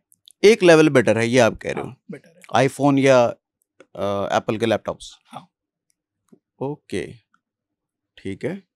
लेकिन अगर किसी को टारगेट कर लिया तो फिर तो कुछ भी कर लो। बहुत तरीके हैं ना, बहुत तरीके। मुझे आपके फोन को एक्सेस करना ही नहीं है। अगर मैंने किसी तरीके से आपकी मेल आईडी को हैक कर लिया, अगर मैंने आपकी जीमेल आईडी को हैक कर लिया, वही सेम आईडी आपने यहाँ पे लॉगिन करके रखा है फोन में, तो मैं रिमोटली आपके फोन में एप्लीकेशन वगैरह इंस्टॉल कर सकता हूँ। तो एक आदमी, अब सवाल आ रहा है, थोड़ा खुराफाती सवाल है, एक खराब सवाल हो सकता है। एक आदमी इतनी मेहनत करके पढ़ाई लिखाई करके जिंदगी भर काम रहता है, 20-25-30 हज़ार महीना कमा रहा है, हैकिंग सीख करके वो सबका उड़ाता क्यों ना चले? ठीक है, तो फिर ये तो वैसा ही हो गया ना कि आप ये काम करके पैसे क्यों कमा रहे हो, एक बंदूक खरीद कर रोज रात को जाके लोगों को लूटना स्टार्ट कर दो, तो वैसा ही है। ये अपराध है ना। तो हैकिंग करके भी अपराध है, लेकिन अपराध कौन कर रहा है ये सामने वाले को पता ही नहीं चलेगा। नहीं, ऐसा नहीं है, ट्रैक किया जा सकता है। ट्रैक किया जा सकता है। ट्रैक कोई भी अटैक में एक ट्रैक किया जा सकता है, पॉसिबिलिटी है। और ये जितने भी आजकल ये बच्चे अटैक कर रहे हैं, स्कैम कर रहे हैं ना, अगर गवर्नमेंट चाहे, अगर एजेंसीज चाहे तो ये ढूंढ के निकाल देंगे, खोज निकालेंगे, है ना। चाहती क्यों नहीं है गवर्नमेंट? क्योंकि इतनी बैंडविड्थ नहीं है अपने पास इतना बड़ा। देखो, एक नेशनल सिक्योरिटी का मैटर है तो उस केस में गवर्नमेंट काम करेगी, एजेंसीज लगेंगी। बट ऐसा फ्रॉड हो रहा है ना, 2-4-10 लाख का, 1-8 करोड़ का, तो उसमें एजेंसीज को इतना एफर्ट करने की रिक्वायरमेंट नहीं है। क्योंकि जो भी अटैकर ये सारा काम कर रहा है वो किसी फेक सिम से कर रहा होगा, उसने कोई व्हाट्सएप अकाउंट बनाया होगा, टेलीग्राम अकाउंट बनाया होगा। गवर्नमेंट अगर चाहेगी और कोई कंट्री का थ्रेट होगा तो ट्रैक कर लेगी। बट इतना एफर्ट लगाना किसी एक केस में सरकार के लिए, और जहां पे लाखों केस रोज हो रहे हैं, आपको लगता है पॉसिबल है गवर्नमेंट के लिए ऐसा करना? नहीं, वो तो नहीं है। एक मूवी आई थी जमताड़ा, उसमें हमने वो दुमका के पास है ना, जमताड़ा झारखंड में, उसका वो केस पर फिल्म है कि कैसे फोन करके स्कैम करते हैं, बेवकूफ बनाते हैं। तो बहुत वाइड लेवल पे चल रहा था, अभी भी चल रहा होगा, खत्म तो होते नहीं है चीजें। तो ऐसे वाइड लेवल पे हमने ये नहीं सुना कि फोन्स हैक हो रहे हैं, पासवर्ड्स हैक हो रहे हैं।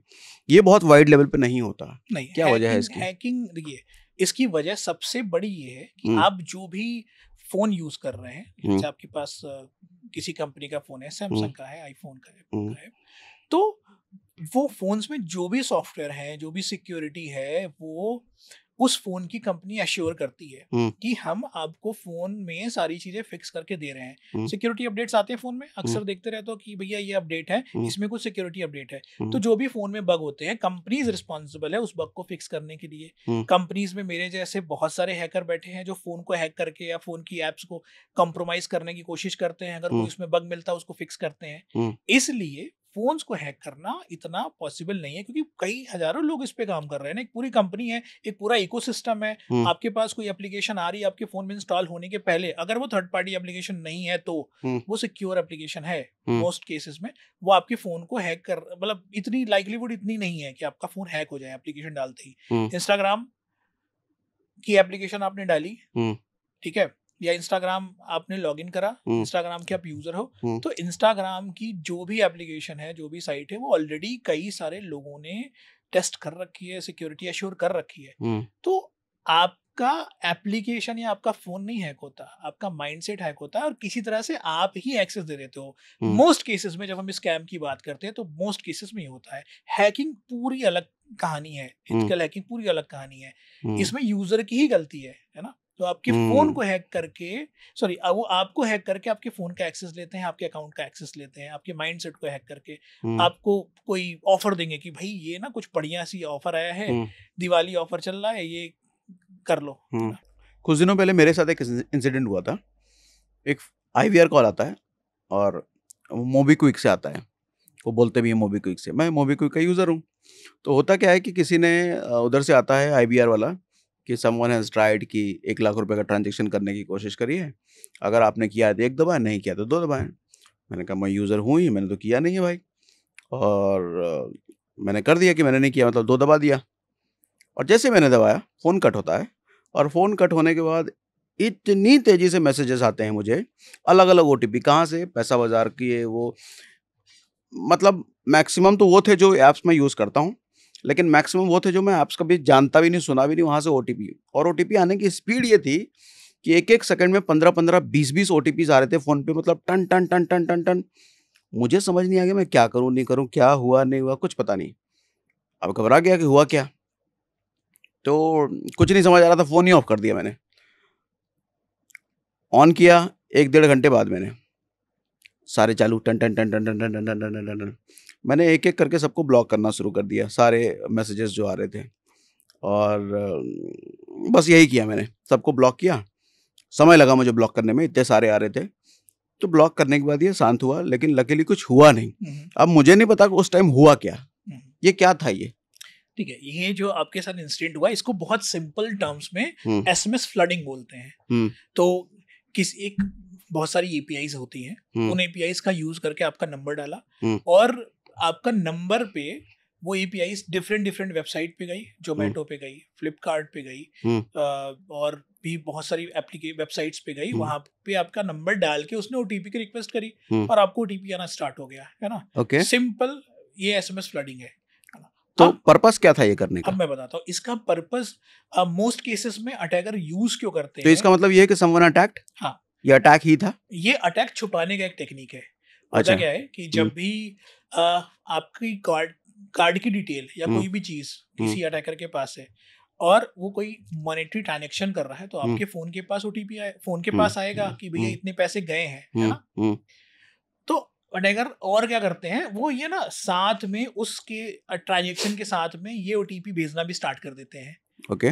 बहुत सारे मैसेज भेजना स्टार्ट करते हैं। तो अगर कोई लेजिट मैसेज आ रहा है कि आपके अकाउंट में ये अटेम्प्ट हो रहा है, कोई लॉगिन कर रहा है, या पैसे ट्रांसफर हुए हैं, तो आप वो ना देखो, आपको लगे कि ये तो यार बहुत सारे मैसेज आ रहे हैं, उसमें कोई एक ऐसा मैसेज होगा जो लेजिट ट्रांजैक्शन होगी, है ना। तो आपका ध्यान भटकाने का एक तरीका है वो। अच्छा, कोई एक्टिविटी हो रही होगी जिससे ध्यान भटकाने के लिए वो फोन पे SMS भेज रहा है कि आप वो वाला नोटिफिकेशन ना देखो कि कोई इंस्टाग्राम का पासवर्ड रीसेट कर रहा है, या किसी ने आपका अकाउंट एक्सेस किया है। तो ईमेल पर भी ऐसा कर देते हैं कि अकाउंट एक्सेस का नोटिफिकेशन आता है ईमेल पे, और मैंने 200 मेल और भेज दिए, वो नोटिफिकेशन कहीं और चला गया, है ना। मतलब जिस आदमी का घर है उसको कहीं घुमाने लेके चले गए, ताकि पीछे से चोर को भेज दो, तिजोरी खाली करके जाओ। ये हुआ ना? ऐसा ही कुछ। ओके, तो ऐसे में क्या करना चाहिए किसी के साथ ऐसा होता है तो सबसे पहले तो आप देखिए कि उसमें क्या कोई मैसेज को पढ़ना चाहिए कि जो भी मैसेज आए उसमें से कोई लेजिट मैसेज है क्या, सच में कोई ट्रांजैक्शन का मैसेज है, पैसे कटने का मैसेज आ रहा है, या फिर कोई अटेम्प्ट हो रहा है, किसी ने लॉगिन किया है उसका नोटिफिकेशन आया है। तो आपको मैसेजेस देखने चाहिए कि किस चीज इतनी ये क्यों आ रहा है नोटिफिकेशन, किसी कोई ध्यान भटकाने की कोशिश कर रहा है या कोई मजे के लिए कर रहा है। अगर ध्यान भटकाने के लिए कर रहा है तो आपको देखना चाहिए किस चीज से ध्यान भटकाने की कोशिश में है। तो क्या फोन ऑफ करना ऐसी चीज का नहीं सॉल्यूशन है? फोन हैक करना कर ही नहीं रहा था वो कुछ अच्छा। और कर रहा था, उससे छुपाने के लिए उसने नोटिफिकेशन भेजा, अगर अटैक कर रहा था तो, है ना? ओके अगर मजे के लिए किया तो बात अलग है, ओके बट ओके। अटैक कर रहा होगा तो आपको वो मैसेज देखने चाहिए कि क्या आया है। हो सकता है पैसे ट्रांसफर किए हो, दोबारा पैसे ट्रांसफर करना हो, 10-10 20-20 हज़ार करके ट्रांसफर कर रहा हो, आप फोन देख लोगे, क्रेडिट कार्ड ब्लॉक कर दोगे अपना जाके तुरंत ऐप पे जाके, तो कैसे बचेगा? उसको पैसे निकालने हैं सारे, तो वो इस तरह के नोटिफिकेशन भेजना स्टार्ट कर देगा। उसके पहले 5 मिनट पहले मैसेज भेजना स्टार्ट कर देगा, आपको phone ping ping ping ping messages आना स्टार्ट होंगे, और मीनवाइल एक ट्रांजैक्शन का छोटा सा मैसेज आएगा, तो उन 100 मैसेज के बीच में आप वो मैसेज देखोगे पढ़ेंगे नहीं। ही नहीं उसको। फिर थोड़ी देर बाद फिर वो दूसरा ट्रांजैक्शन करेगा एक छोटा सा, फिर वो करेगा, क्योंकि कई बार अगर बहुत बड़ा ट्रांजैक्शन होता है तो बैंक होल्ड कर देती है ट्रांजैक्शन को और कॉल करके वेरीफाई करती है कि हाँ। आपने किया है क्या। तो इस तरह की चीजों से बचने के लिए यूजुअली करते हैं। क्या ऐसा भी हो सकता है कि कोई लैपटॉप या फोन इंटरनेट से कनेक्टेड नहीं है, वो भी हैक हो सकता है? बिल्कुल, वो भी हैक हो सकता है। बिल्कुल। कैसे? अच्छा, आप लैपटॉप यूज करते हो, माउस कनेक्ट करते हो? हाँ। माउस कैसा है आपका? वायरलेस। वायरलेस। हाँ। बस, तो हो गया खेल। हाँ, हाँ। तो जब भी आप वायरलेस माउस कनेक्ट करते हो, मोस्ट केसेस में जो छोटा सा वायरलेस का डोंगल है वो माउस को कनेक्ट करता है, और माउस इस डोंगल में एक इंफॉर्मेशन भेजता है ना? NRF फ्रीक्वेंसी के थ्रू ये सारी चीजें होती है। तो अटैकर क्या करेगा, अगर वो माउस आपका वल्नरेबल हुआ, उसमें कोई एक्सप्लॉइट हुआ, तो वो डोंगल को हैक कर लेगा और डोंगल के थ्रू आपके सिस्टम में कोई इंफॉर्मेशन पुश करेगा, मैलिशियस कोड पुश करेगा, और आपका लैपटॉप हैक हो जाएगा। ओके, लेकिन अगर ऐसा कुछ नहीं है, माउस कनेक्टेड नहीं है तो? माउस कनेक्टेड नहीं है और इंटरनेट कनेक्टेड नहीं है तो फिर पॉसिबिलिटीज नहीं है। पॉसिबिलिटीज नहीं है। हाँ, नहीं है, क्योंकि आइसोलेटेड सिस्टम हो गया। बट यूजुअली होता है कि अगर आपने डोंगल कनेक्ट कर रखा है या फिर कोई कुछ तो चाहिए ना उस अटैकर को कनेक्ट करने के लिए आपके सिस्टम को, कुछ कोई यूटिलिटी तो हैक करेगा वो, या आपका ब्लूटूथ ऑन होगा, उसमें कुछ कुछ कमी होगी, उसको हैक कर सकता है, वाईफाई ऑन होगा, तो उसके थ्रू अगर कहीं किसी घर में घुसना है तो क्या करेगा आदमी, गेट का लॉक खोलेगा या खिड़की के थ्रू जाने की कोशिश करेगा, है ना? दीवार नहीं तोड़ सकता, एक ये है। बट अगर हमने गेट ही बंद कर रखा है तो फिर वो फोन भी ऐसा हो सकता है। हाँ, फोन के साथ भी हो सकता है बिना इंटरनेट के। बिना इंटरनेट के देखो, एक बहुत सोफिस्टिकेटेड अटैक है जो जिसको जीरो क्लिक अटैक बोलते हैं, है ना? तो जीरो क्लिक अटैक क्या होता है?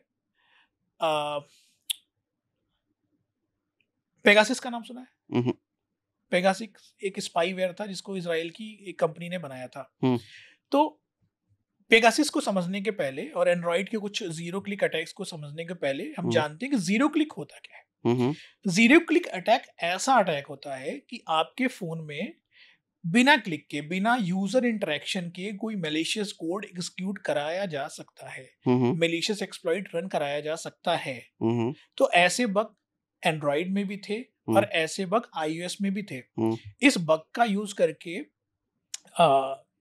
इस इजराइल की कंपनी ने ये पेगासिस बनाया। तो पेगासिस में होता क्या था कि सिर्फ कॉल आने से या एक सिंपल सा आई मैसेज आने से फोन हैक किया जा सकता था। तो बहुत महंगा अटैक है ये, बहुत महंगा अटैक है। और ऐसा ही एंड्रॉइड के केस में था कि अगर ब्लूटूथ इनेबल है तो ब्लूटूथ को हैक करके आपके एंड्रॉइड को हैक किया जा सकता था। आपको क्लिक करने की कोई रिक्वायरमेंट नहीं है, है ना? तो हाँ, पॉसिबिलिटी है। और बट ये सारी चीजें ना बहुत कम विंडो के लिए चलती है। जैसे जीरो क्लिक अटैक कंपनी को पता चला किसी एंड्रॉइड को या iOS को, गूगल को, तो वो फिक्स कर देगी, है ना? तो यूजुअली ये अटैक अगर मार्केट में आते हैं तो प्राइवेट मार्केट में आते हैं। जो अटैकर है वो इनको बहुत पैसे देके खरीदता है। यूजुअली बड़ी कंपनीज ये सारा काम करती हैं।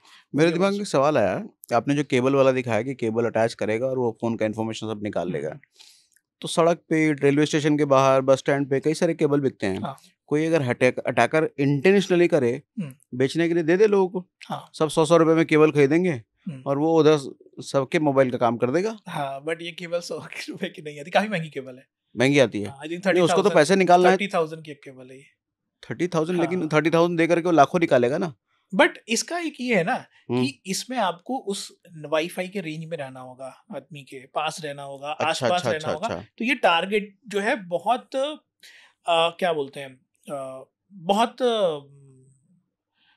मतलब टारगेटेड अटैक है ना। वाइड स्प्रेड अटैक नहीं है। तो फिर वो कैसे था जो आप कह रहे थे कि किसी और कंट्री का डेटा कहीं और किसी और कंट्री में जा रहा था केबल लगा करके? नहीं समझा, नहीं कौन सा अटैक? वो शुरुआत में कुछ आप बात कर रहे थे ना, केबल लगा के कुछ तो किया था किसी और कंट्री का डेटा। वो तो यूएस ने किया था। तो वहां तो वाईफाई दूर था, वो कैसे हुआ फिर? तो उन्होंने वो टेक्नोलॉजी ऐसी बनाई थी, उस केबल में उन्होंने ऐसी कुछ किया रखा था, कि इतना मैनिपुलेट कर दूर रखा तक? था, वो ट्रांसमिट कर सकता था। बट अभी ओके। जो फिलहाल ये केबल है ये सिर्फ वाईफाई पे काम करती है, और कुछ उस पे मतलब कुछ ही रेंज में आप तो वाईफाई एक से कनेक्टेड होगे फिर डेटा। एक प्रिकॉशन ये भी होगा कि ऐसे किसी का केबल नहीं कनेक्ट करना, नहीं, बिल्कुल ऐसे भी कहीं से केबल नहीं खरीद लेना, नहीं, ऑथेंटिक जेन्युइन सोर्सेज से ही चीजें लेनी चाहिए। यस। एक और बात बताओ, एकदम बात करते हुए आया है, कई बार हम रीफर्बिश चीजें खरीदते हैं, हाँ phone, laptop, desktop, completely formatted चीजों से भी चीजें निकाली जा सकती है। मैंने अपना फोन किसी को कंप्लीट फॉर्मेट करके दिया, फैक्ट्री रीसेट करके दिया, क्या वो फिर भी चीजें निकाल सकता है? हाँ। हाँ, बहुत आसान। क्या क्या निकाल सकता है वो? सारी चीज़ें, लगभग फोटोज और फोन में जो भी डेटा स्टोर होगा। तो यूजुअली जब हम फॉर्मेट करते हैं फोन को तो हमें लगता है कि डेटा हमने डिलीट कर दिया या फोन से डेटा चला गया। फोन से डेटा इतना आसानी से जाता नहीं है एक्चुअली। तो कुछ अच्छे टूल्स होते हैं जिसका यूज करके उस डेटा को रिकंस्ट्रक्ट किया जा सकता है और रिकवर किया जा सकता है ना। तो यूजुअली जब हम रीफर्निश्ड की बात करते हैं, किसी कंपनी को देते हैं अपना फ़ोन कि भाई हमने फ़ोन बेच दिया, अमेज़न कर दिया, तो उनके पास पेड टूल्स हैं, सॉफ्टवेयर्स हैं, जो उन डेटा को रिमूव करता है। सिक्योर डिलीटेशन एक ऑप्शन है। सिक्योर डिलीट कैसे करता है? आपके फ़ोन में लेट्स से आपको फ़ोन बेचना है, आपने फैक्ट्री रीसेट किया, दे दिया। किसी के पास किसी अटैकर को मिला, वो उसको रिकवर करेगा, डेटा निकाल लेगा। एक यूज़ केस ये है, एक मतलब एक तरीका ये है कि आप डेटा को फॉर्मेट करो, फिर से फोटोज खींचो, फिर डेटा डालो फ़ोन में, फिर डिलीट और फॉर्मेट करो। ऐसा 2 से 3 बार करेंगे तो पॉसिबिलिटीज़ कम हो जाएगी डेटा को रिकवर करने की। अच्छा, होता कैसे है डेटा रिकवर? मैं इस पे बात करता हूँ। टेक्निकल टर्म्स की बात करें, जब भी हम कोई भी चीज़ फ़ोन या लैपटॉप से डिलीट करते हैं, वो डिलीट नहीं होती है। इंटरनेट पर कोई भी चीज़ डिलीट करते हैं, डिलीट नहीं होती है। वो क्या होता है कि मेमोरी से डिसअलोकेट हो जाता है और वो फ्रेगमेंट्स में मेमोरी में रहता है वो डेटा। अगर हम फिर से कुछ डिलीट किया तो वो मेमोरी फ्रेगमेंट्स में रहता है। रिकवरी टूल्स क्या करते हैं, उस जो फ्रेगमेंट्स में डेटा है उस डेटा को रिकंस्ट्रक्ट करके मेमोरी रीअलोकेट करते हैं ठीक है। और डेटा रिकवर हो जाता है। हम्म।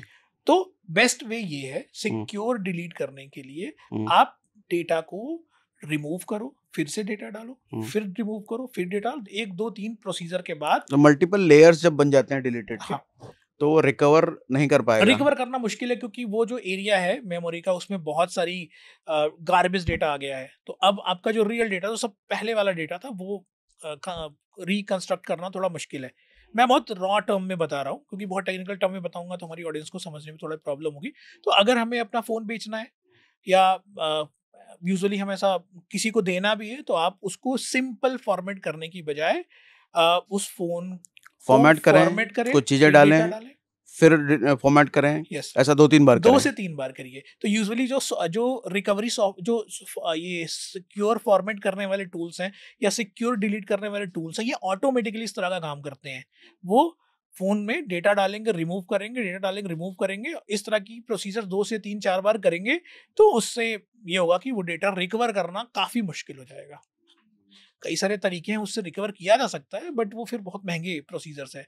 यूजुअली या कोई भी आदमी फ़ोन को किसी सॉफ्टवेयर से कनेक्ट करके नहीं निकाल सकता, फिर फॉरेंसिक्स की ज़रूरत होगी उस डेटा को रिकवर करने के लिए, है ना?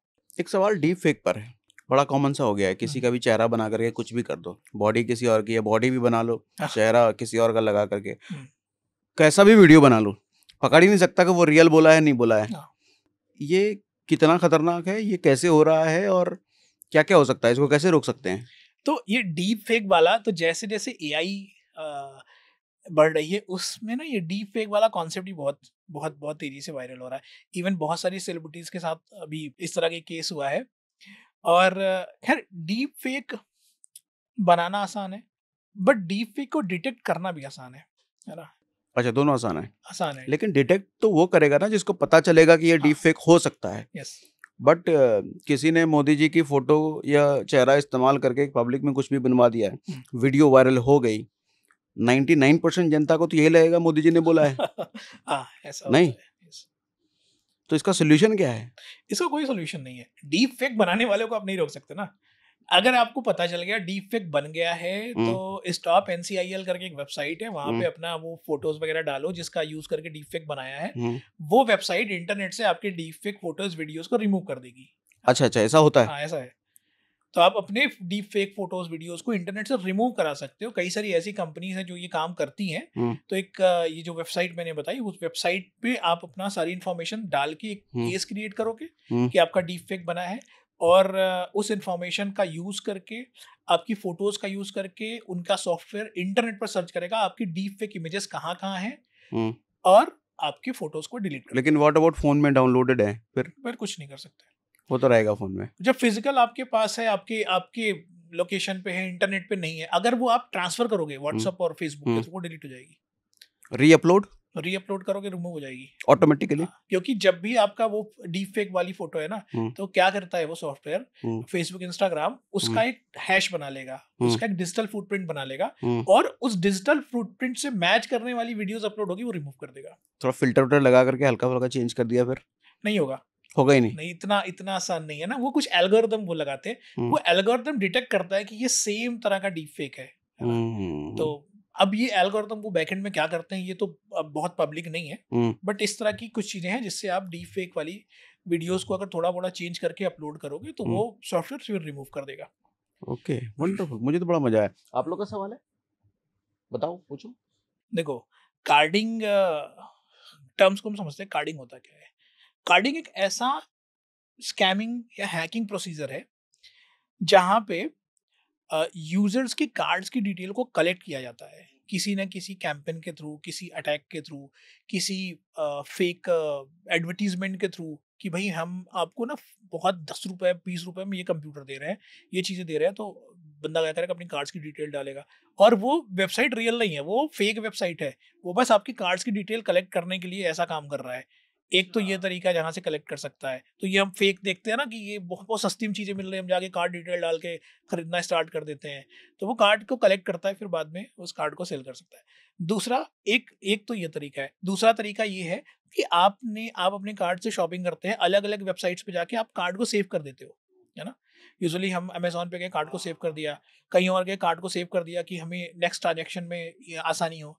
तो अटैकर क्या करता है, उन वेबसाइट्स को हैक करके आपकी कार्ड की डिटेल्स को निकाल सकता है।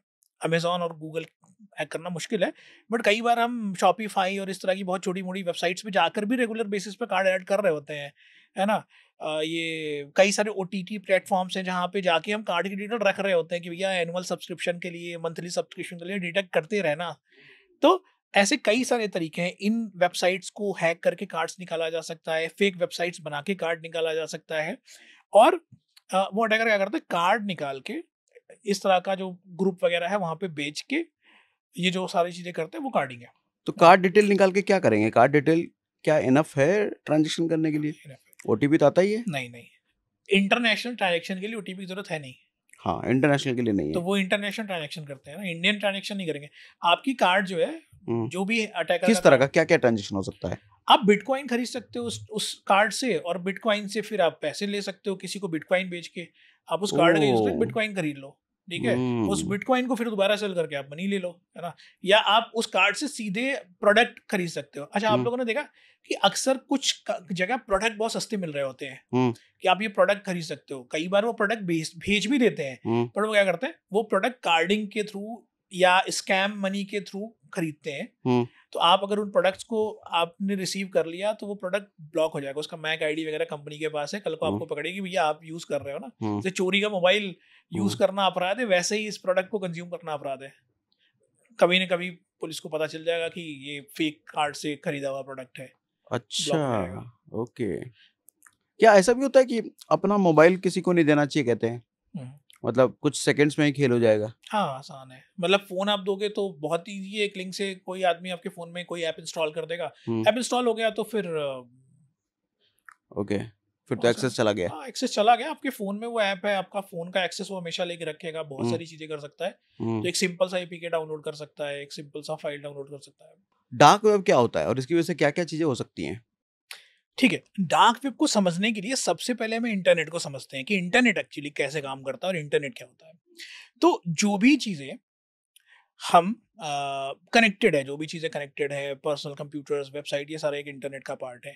और जो भी इंटरनेट के पार्ट्स को, इंटरनेट की चीज़ों को हम इजीली एक्सेस कर सकते हैं गूगल, फेसबुक और सर्च इंजन्स के द्वारा, वो एक सरफेस वेब का पार्ट है ना। तो इंटरनेट को दो पार्ट में बांटा जा सकता है। पहला पार्ट है सरफेस वेब का और दूसरा पार्ट है डीप वेब का।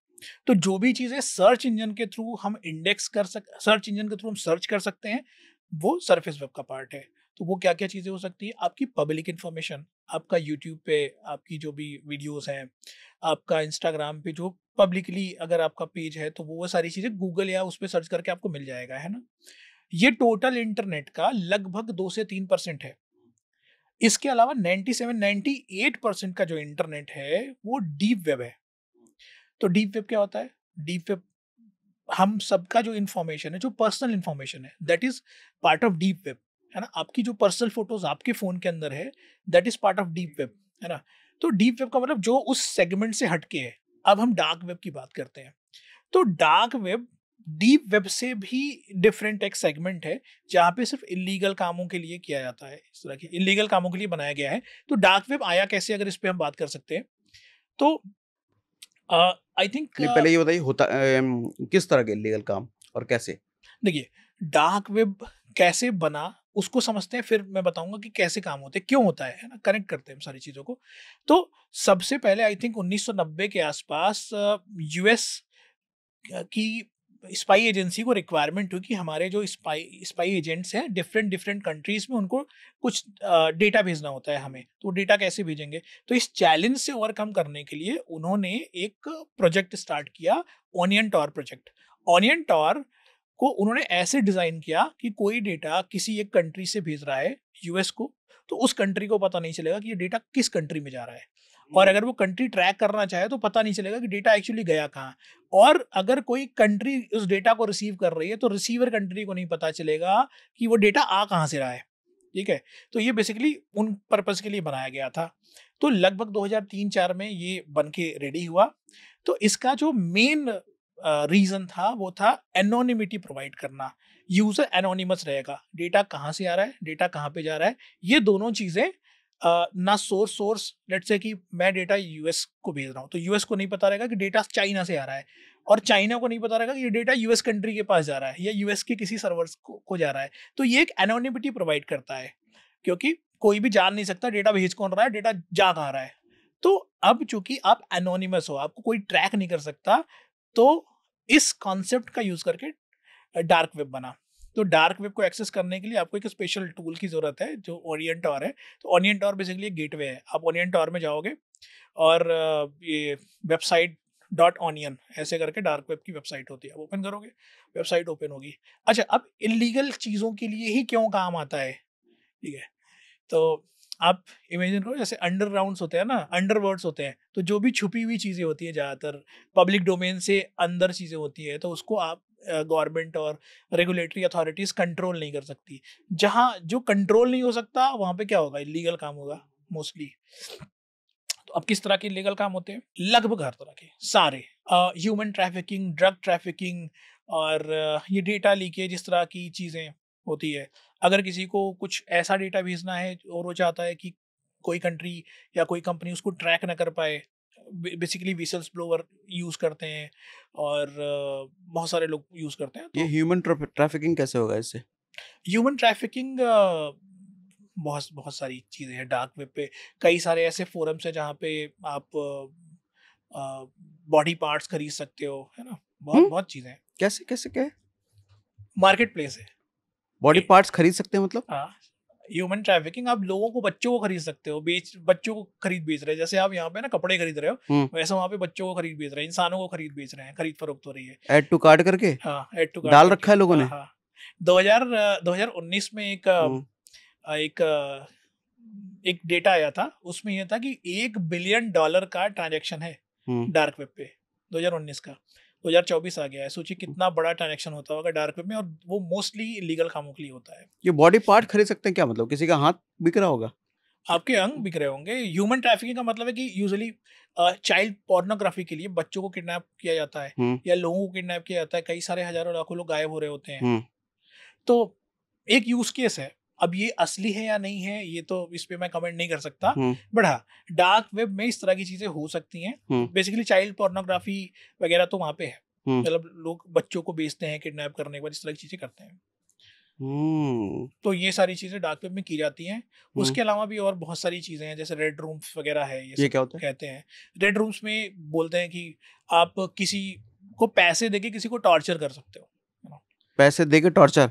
कैसे? वहाँ मतलब रेड रूम्स ऐसा स्ट्रीमिंग सा प्लेटफॉर्म है जहाँ पे कोई एक मास्क पहना हुआ बंदा किसी को टॉर्चर कर रहा है, तो वहाँ पे बहुत सारे लोग उस कॉल में है और बोल रहे हैं कि भाई मैं तेरे को $200 देता हूँ, इसकी उंगली काट दे।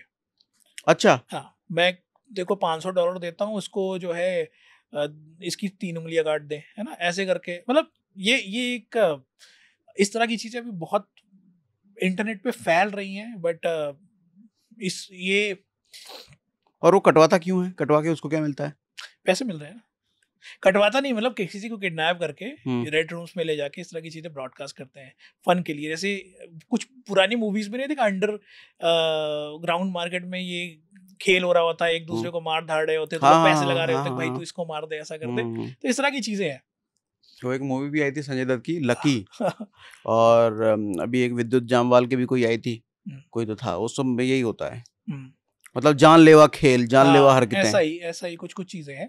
तो डार्क वेब पे बहुत सारी चीजें इलीगल है, और यूजुअली जब आप या कोई गवर्नमेंट एजेंसी, कोई एजेंसी इसको ट्रैक और कंट्रोल नहीं कर सकती, तो वहां पे मोस्टली इलीगल काम ही होंगे। इसीलिए इसको डार्क भी बोला जाता है, क्योंकि डार्क इन नेचर है।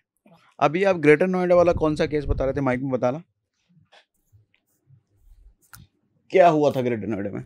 सर ऐसे ही सिमिलर एक केस हुआ था कि ग्रेटर नोएडा का ही एक बंदा है जिसने घर पे अराउंड 8 kg कैनबीज, मतलब जो गांजा होता है, गांजा अपने घर पे उगा रखा था, और वो डार्क उगा रखा था सर, वो अपने घर पे ही प्लांटेशन कर रहा था। अराउंड 8 kg गांजा से घर से पकड़ा गया। और वो ऐसे तो ट्रैफिक नहीं कर सकता या फिर ऐसे स्मगल नहीं कर सकता, क्योंकि ऑब्वियसली बात है पुलिस की नजरों में आएगा या फिर लोगों को डायरेक्ट मैसेज भेजेगा तो ट्रैक हो सकता है। तो डार्क वेब का इस्तेमाल करके वहां पे अपना ये जो गांजा है उसका बिजनेस चला रहा था। पकड़ा कैसे गया फिर?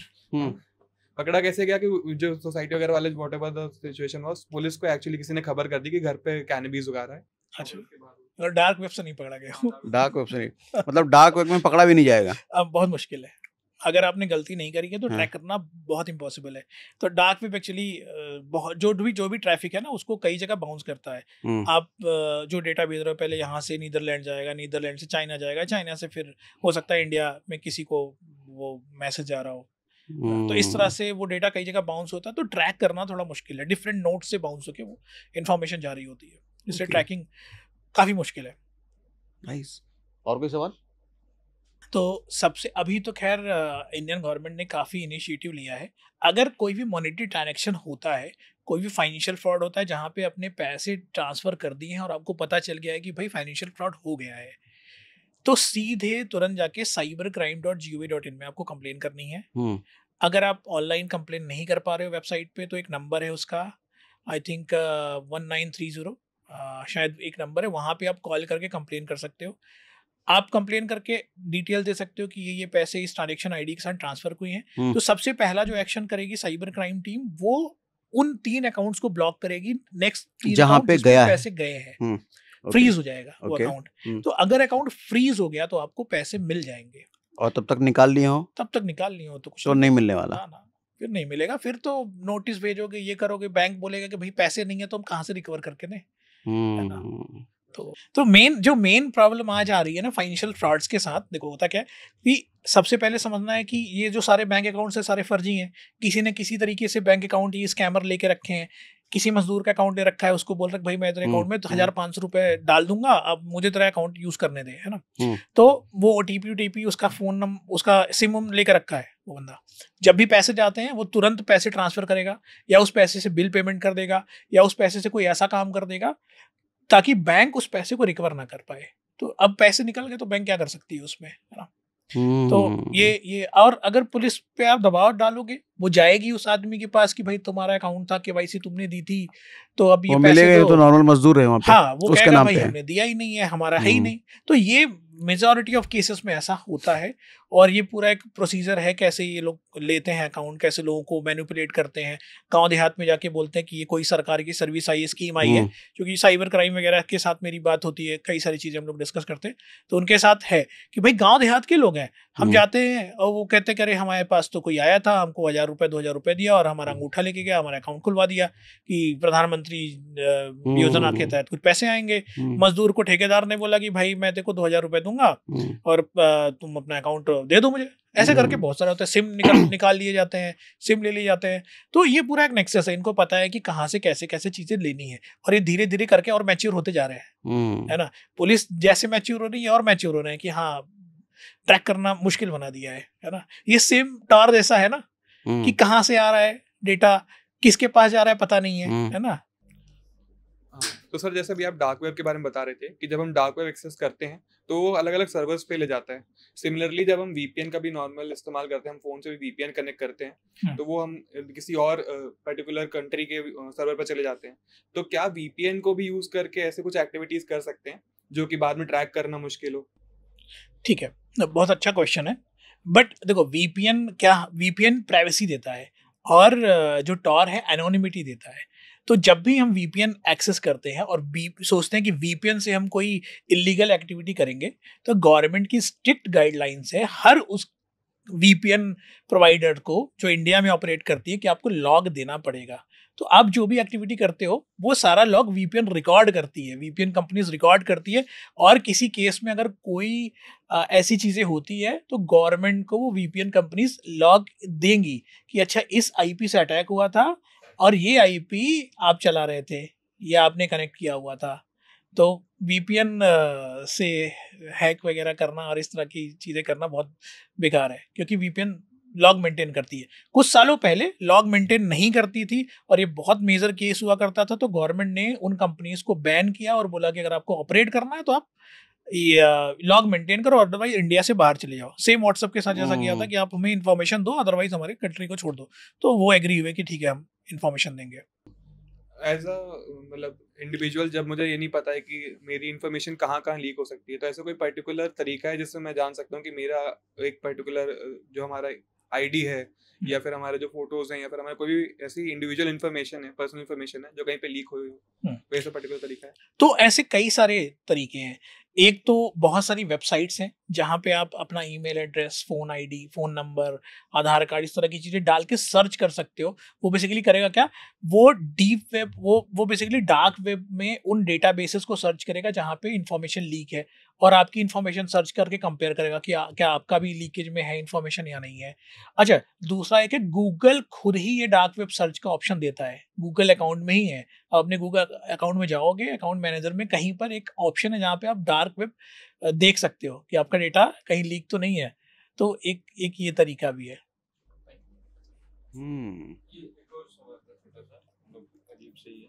कि हम लोग एज अ नॉर्मल आदमी का सोशल मीडिया और किसी सेलिब्रिटी के सोशल मीडिया में कुछ मतलब डिफरेंस होता है कुछ ऐसा सिक्योरिटी के पर्पज से लेके? क्योंकि उनके हैक हो जाना, हम लोग का हैक होना आम बात है, उनके भी हैक हो जाते हैं, तो मतलब सेम ही होता है सोशल मीडिया की और कुछ अलग लेवल की सिक्योरिटी होती है उसमें? नहीं, देखो, एक सोशल मीडिया को मैं रिफर करता हूँ इस टाइम इंस्टाग्राम से, फेसबुक से, है ना। तो बेसिकली फेसबुक और इंस्टाग्राम किसी भी तरह का अकाउंट डिफरेंशिएट नहीं करता है नॉर्मल यूजर और सेलिब्रिटीज के लिए, दोनों के लिए सेम है। But as a celebrity, as a influencer, एक सिंपल सा ऑप्शन देता है कि आप ब्लू टिक इनेबल कर सकते हो। ब्लू टिक इनेबल करते ही आप बाय डिफॉल्ट सिक्योरिटी इनेबल हो जाती है कुछ चीज़ें, जैसे कि आप यूजुअली हैकर क्या करता है, हैकर आपका इंस्टाग्राम, फेसबुक हैक करके आपकी फोटोज को रिमूव करता है, सारे डेटा को डिलीट करता है। और जब आप उस अपने अकाउंट को रिकवर करने जाते हो तो एक बेस्ट वे ये है कि आप अपना वीडियो रिकॉर्ड करो, और अगर उस वीडियो से मैच करने वाला कोई एक फोटो होगा तो रिकवर करके दे देगा उसका एआई। तो अगर ब्लू टिक है तो आप फोटोज रिमूव नहीं कर सकते डीपी से, है ना, चेंज नहीं कर सकते, नेम नहीं कर सकते। हाँ, तो इजीली हो जाता है। अगर आपके पास ब्लू टिक है तो अकाउंट रिकवर बहुत आसान हो जाता है। और ब्लू टिक की एक और रिक्वायरमेंट है कि आपको 2FA लगाना ही लगाना होता है, तो यूजुअली लोग नहीं लगाते, उसके अलावा वो ब्लू टिक इनेबल ही नहीं होगा। क्या 2FA सच में काम करता है? क्योंकि लोगों के हैक हो जाते हैं यूट्यूब वगैरह 2FA होने के बाद भी। अब उसमें देखो हैक होने में इसमें किसी भी तरह से गूगल यूट्यूब की कोई कमी नहीं है। इसमें यूजर ने ही किसी ना किसी तरीके से इंफॉर्मेशन दी होती है और बहुत कन्विंसिंग मैसेजेस आते हैं, मेल आते हैं जिससे आप इंफॉर्मेशन दोगे। जैसे मैंने अभी बताया ना, हमने डिजिटल अरेस्ट से शुरुआत की थी, तो वहाँ पे यूजर खुद ही सारी इंफॉर्मेशन देना स्टार्ट करता है। तो ऐसे ही ये लोग खुद ही अपनी इंफॉर्मेशन देते हैं, पता है। तो अगर मैं आपको हैक नहीं कर रहा हूँ, मुझे पता है आपका अकाउंट XYZ बंदा मैनेज कर रहा है, मैं उसको हैक करूंगा। XYZ कंपनी मैनेज कर रही है, तो वो कंपनी आपका पासवर्ड याद करके तो रखी नहीं होगी, वो किसी एक्सेल में डाल के रखी होगी। तो बहुत सारे तरीके हो सकते हैं। मुझे पता है किसने हैक, कौन कंपनी मैनेज कर रही है। इनसाइडर्स हो सकते हैं, उस कंपनी में पता कर लूंगा कि यार अच्छा किस सिस्टम में इन लोगों की इन्फॉर्मेशन होती है। तो ऐसे तो बहुत सारे इन्फॉर्मेशन है, बहुत सारे तरीके हैं जहाँ से हम ये कर सकते हैं। और ऐसा भी होता है क्या, एक अकाउंट को आपने मल्टीपल डिवाइसेस में अगर लॉगिन कर रखे हैं तो उसके हैक होने के चांसेस बढ़ जाते हैं? हाँ, लाइक्लीहुड ज़्यादा है, क्योंकि आप बहुत सारी जो आपने अपना पर्सनल मेन अकाउंट हर जगह लॉगिन कर रखा है, और वो लेट्स से मेरा जो मेन अकाउंट लैपटॉप में भी लॉगिन है, ऑफिस के भी लैपटॉप में लॉगिन है, और कहीं लॉगिन है, तो कोई भी एक सिस्टम कॉम्प्रोमाइज होगा तो मेरा ईमेल आईडी कॉम्प्रोमाइज हो जाएगा। मेरा ईमेल आईडी कॉम्प्रोमाइज होगा तो मेरी इंटरन कनेक्टेड जो भी सिस्टम है वो कॉम्प्रोमाइज होने की लाइक्लीहुड बन जाएगी, है ना। क्योंकि अगर मेरा जीमेल आईडी कॉम्प्रोमाइज हुआ कहीं भी किसी सिस्टम में, तो कोई भी बंदा रिमोटली मेरे सिस्टम में मैलवेयर इंस्टॉल कर सकता है, मेरी एक्टिविटीज देख सकता है, मेरी गूगल हिस्ट्री देख सकता है, और मेरे फोटोज को एक्सेस कर सकता है, ड्राइव को एक्सेस कर सकता है, बहुत चीजें कर सकता है। तो बेस्ट वे ये है कि आपको अगर अपना पर्सनल अकाउंट लॉगिन करना है, यूज करना है, तो अपने सिर्फ पर्सनल सिस्टम में यूज करो, हर जगह करने की जरूरत नहीं है। एक पब्लिक अकाउंट आप बनाइए जहां जिसका यूज आप डिफरेंट लॉगिन्स के लिए करिए। मतलब ऑफिस के लैपटॉप में अगर आपको जीमेल अकाउंट यूज करना है तो अपना पब्लिक अकाउंट को एक बनाओ जिसमें इन्फॉर्मेशन कम हो, है ना। और 2FA आप इनेबल करके रखिए। एक बैकअप कोड जनरेट करके आप रख सकते हो गूगल वगैरह का, जिससे रिकवरी होने में आसान होती है। अटैकर क्या करता है, अटैक करने के बाद बैकअप कोड ही सबसे पहले जनरेट करता है कि पता है तुम रिकवर करोगे, मैं बैकअप कोड से फिर से वो कर लूंगा। मस्त। सबसे सिक्योर फोन कौन सा है जो हैक ना हो कभी? काफी अच्छा क्वेश्चन है। और मेरे पास है एक फोन, मैं बेसिकली नोकिया का एक black and white phone use करता हूँ, और उस फोन में इंटरनेट नहीं है, उस फोन में GPS नहीं है, और उस फोन में मैं कोई सॉफ्टवेयर इंस्टॉल नहीं कर सकता। इवन मैं भी अपनी गलती से कुछ इंस्टॉल नहीं कर सकता। तो हैक करके आदमी करेगा क्या उसको? तो हैक नहीं हो सकता। तो मेरे लिए वो फोन है जिसमें मैं पर्सनल अपनी सारी चीजें करता हूँ। मैं अगर सारे फोन ऑफ करके रखता हूँ, तो मेरे पास एक फोन है जिससे मैं वो अपने फैमिली से कनेक्ट कर सकता हूँ। और जो मेरा अकाउंट है, बैंक अकाउंट है, जो मेरा मेन रियल अकाउंट है, उसकी OTP उसी पे आती है। क्या आईफोन सैमसंग से ज्यादा सिक्योर है? आईफोन सैमसंग से ज्यादा सिक्योर है या है? एंड्रॉइड है सैमसंग से ज्यादा सिक्योर। एंड्रॉइड हाँ, एंड्रॉइड iOS एंड्रॉइड से ज्यादा सिक्योर है। होने का कारण कुछ है। देखो, एंड्रॉइड सबसे पहले तो ओपन सोर्स है, कोई भी ऐप बना सकता है एंड्रॉइड फोन के लिए, चाहे वो सैमसंग हो चाहे कोई भी हो। सैमसंग कुछ एडिशनल सिक्योरिटी देता है, बट एंड्रॉइड ओपन सोर्स होने की वजह से कोई ऐप बना सकता है, मैलिशियस ऐप भी बनाया जा सकता है, और उन ऐप को आपको कन्विंस करके फोन में इंस्टॉल कराया जा सकता है। आईफोन के केस में थोड़ा सा अलग है। आईफोन एक क्लोज सर्किट तरह का इन्वायरमेंट है, कोई भी आके ऐप नहीं बना लेगा, कोई भी आके ओपन सोर्स ऐप बना नहीं सकता। अगर आपका फोन जेल ब्रेक नहीं है तो कोई इलीगल ऐप इंस्टॉल नहीं कर सकता। थर्ड पार्टी ऐप इंस्टॉल करने के लिए आपको फोन को जेल ब्रेक करना पड़ेगा। जेल ब्रेक क्या होता है? तो जेल ब्रेक बेसिकली एंड्रॉइड में एक टर्म है फोन को रूट करना, सेम iOS में एक टर्म है जेल ब्रेक करना। तो जेल ब्रेक में क्या होता है कि हैकर फोन को जेल ब्रेक करके फोन की सिक्योरिटी मैकेनिज्म को डिसेबल कर देता है, और आप उस फोन में वो सारी चीजें कर सकते हैं जो इंटेंडेड नहीं है फोन के साथ। लाइक आप थर्ड पार्टी एप्स इंस्टॉल कर सकते हैं, मैलिशियस डेटा इंस्टॉल कर सकते हैं, और सिस्टम के हिडन फाइल सिस्टम का एक्सेस कर सकते हैं, हिडन प्रॉपर्टीज को चेंज कर सकते हैं जो कंपनी नहीं चाहती कि आप करें।